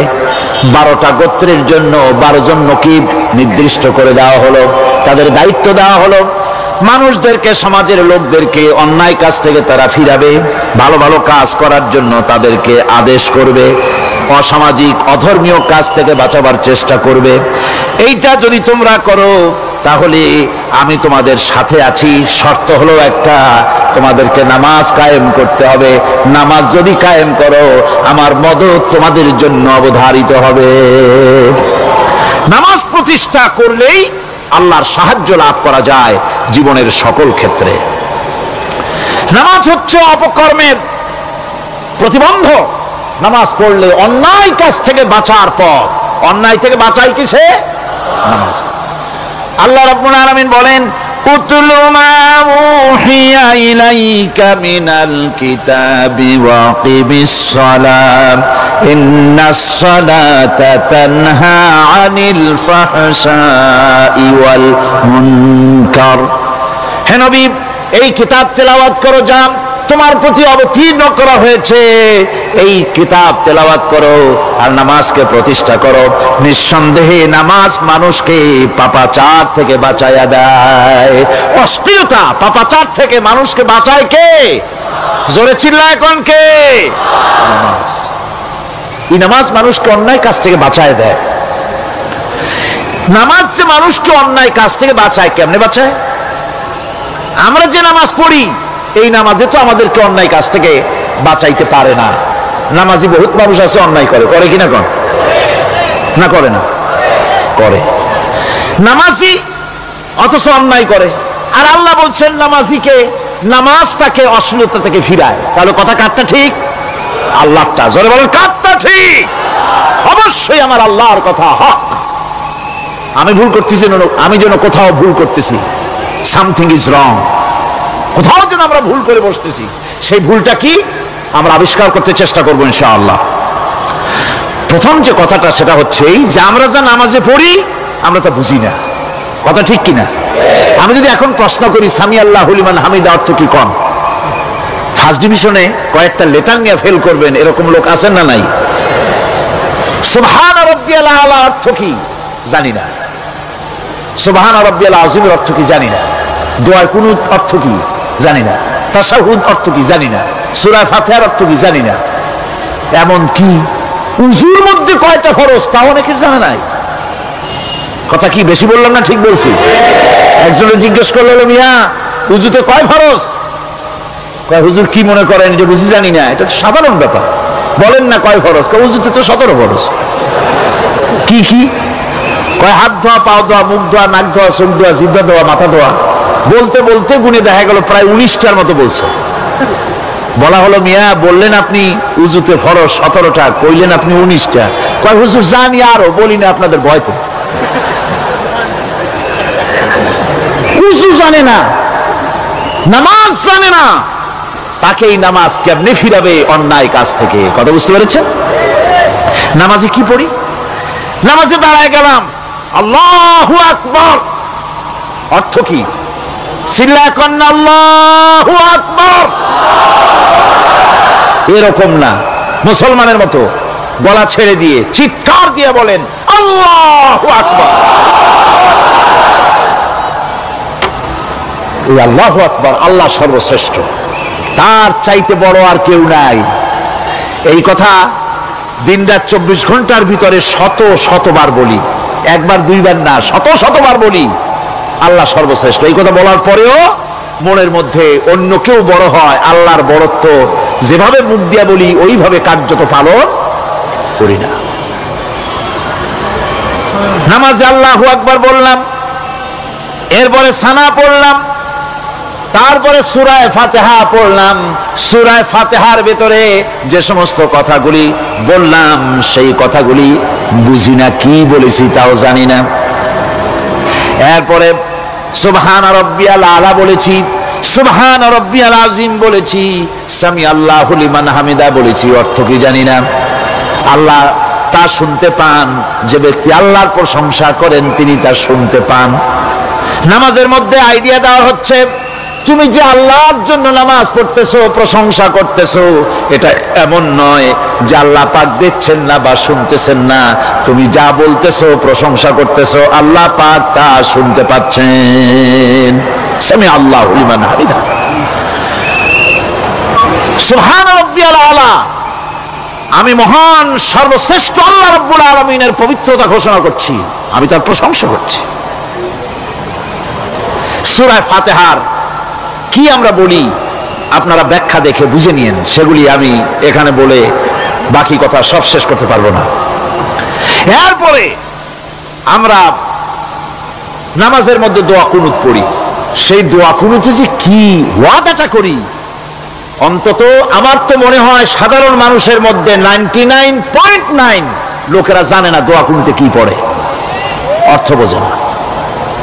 দোয়া কুনুতের মধ্যে বলা হচ্ছে আল্লাহুম্মা ইন্না নাস্তাঈনুকা, হে আল্লাহ আমি তোমার কাছে সাহায্য চাই। কার কাছে সাহায্য চাই? আল্লাহর কাছে সাহায্য চাই।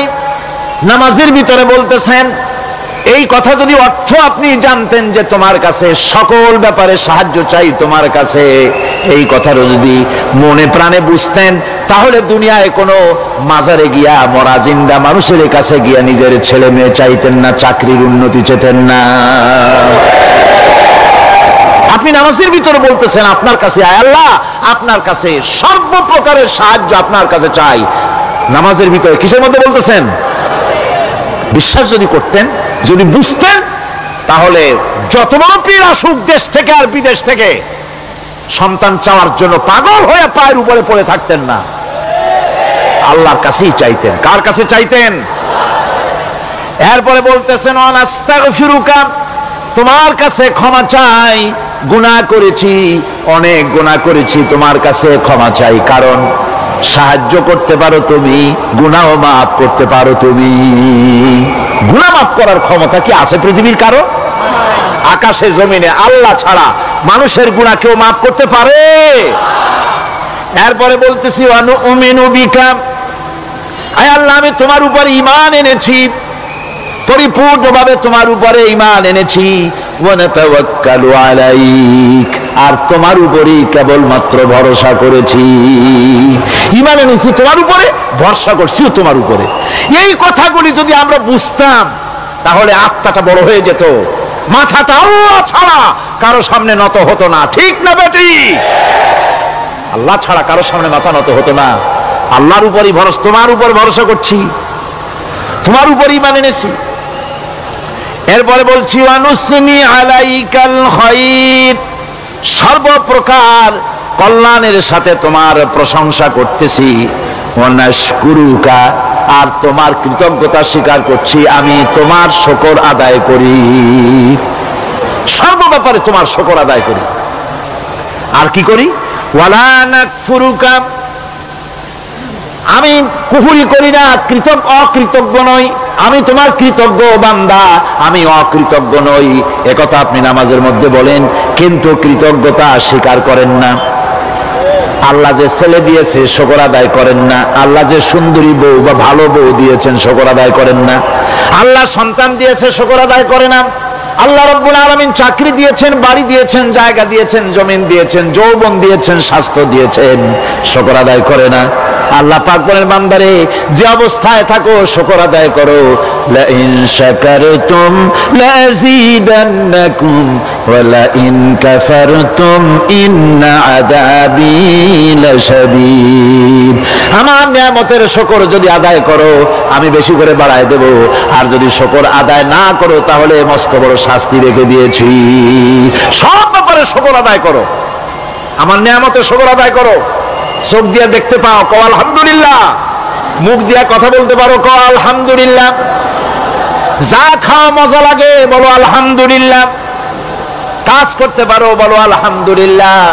সব ব্যাপারে আল্লাহর শুকর আদায় করতে হবে। শুকরিয়া আদায় করলে রব্বুল আলামিন তারে আরো বাড়ায় দিবেন। এই কথাই বলতেছি, আল্লাহ শুকর করি, আর তোমার সাথে আমি কুফরি করি না, কৃতজ্ঞ আমি নই। ওয়া নাখলাউ ওয়া নাতরুকু মান ইয়াফজুরুকা, আর আমি ওয়াদা করতেছি এই কথা, তোমার সাথে যারা প্রকাশ্য দুশ্মনী করে, যারা প্রকাশ্য গুনার মধ্যে লিপ্ত আছে আর তোমার সাথে দুশ্মনী করে, ওদের সাথে আমার সমস্ত সম্পর্ককে ছিন্ন করে দিলাম। দেখছেন নামাজে কি কইলেন আপনি? আপনি নামাজে কত বড় কথা বললেন। ওয়ানাতুরুকু মাইয়া ফুজুরুকা, আয় আল্লাহ আমি ওয়াদা করছি তোমার সাথে যারা দুশ্মনী করে, যারা প্রকাশ্য গুনাহ করে, তাদেরকে আমি পরিত্যাগ করছি, তাদের সাথে আমার কোনো সম্পর্ক নাই। এই কথা বলার পরে আপনার সম্পর্ক কার সাথে একটু চিন্তা করেন তো। আপনার বন্ধু কারা? ইলেকশন আসলে ভোট দেন কাদেরকে? কাদের চা খাওয়ান, কাদের চান্দা দেন? একটু চিন্তা করেন, অঙ্কের সাথে মিলাই নেন। তাহলে দেখুন, মুখে বলে এক কথা, কাজে করে আর একটা। আরে কি কয়? চিল্লায় কোন? আরে কি কয়? আর এই মুনাফিকি করতেছেন কার সাথে? আল্লাহর সাথে। কোন নাউজুবিল্লাহ। নামাজে কি পড়েন সেটা যদি জানতেন, অবশ্যই আল্লাহ রাব্বুল আলামিনের কথা কার্যকরী হয়ে যেত। ইন্নাস সালাতা তানহা আনিল ফাহশাই ওয়াল মুনকার। নামাজ মানুষকে পাপের কাজ, অশ্লীলতা থেকে ফিরাতে পারে। আল্লাহ ইন্না বসায়ছেন, নিশ্চয়ই, বেশক, অবশ্যই নামাজ পাপ থেকে ফিরাবে। কিন্তু কেমনে ফিরাবে নামাজ তো বুঝি না। নামাজ তো বুঝি না, খালি সেজদা দেয় জনমের মতো। আর সেজদা কি? নামাজে যদি দেখে ইমাম দেরি করতেছে, আত্তাহিয়াত পড়তে দেরি হয়ে যাচ্ছে, পিছন থেকে সিগন্যাল মারে, ঠিক কিনা? বেয়াদব, বেয়াদব। তোমার নামাজ, তোমার আত্তাহিয়াত আগে শেষ হয়েছে, তাতে কি হয়েছে? চুপ করে বসে থাকো। ইমামকে কাশি দিয়া সতর্ক করার অধিকার তোমার নাই। যদি ইমামকে সতর্ক করার জন্য কাশি দিয়ে থাকো, তোমার নামাজ ফাসেদ হয়ে যাবে। এটা ফাজলামি করার জায়গা না, এটা নামাজ। এর নাম কি? ধীরে সুস্থে নামাজ পড়তে হবে।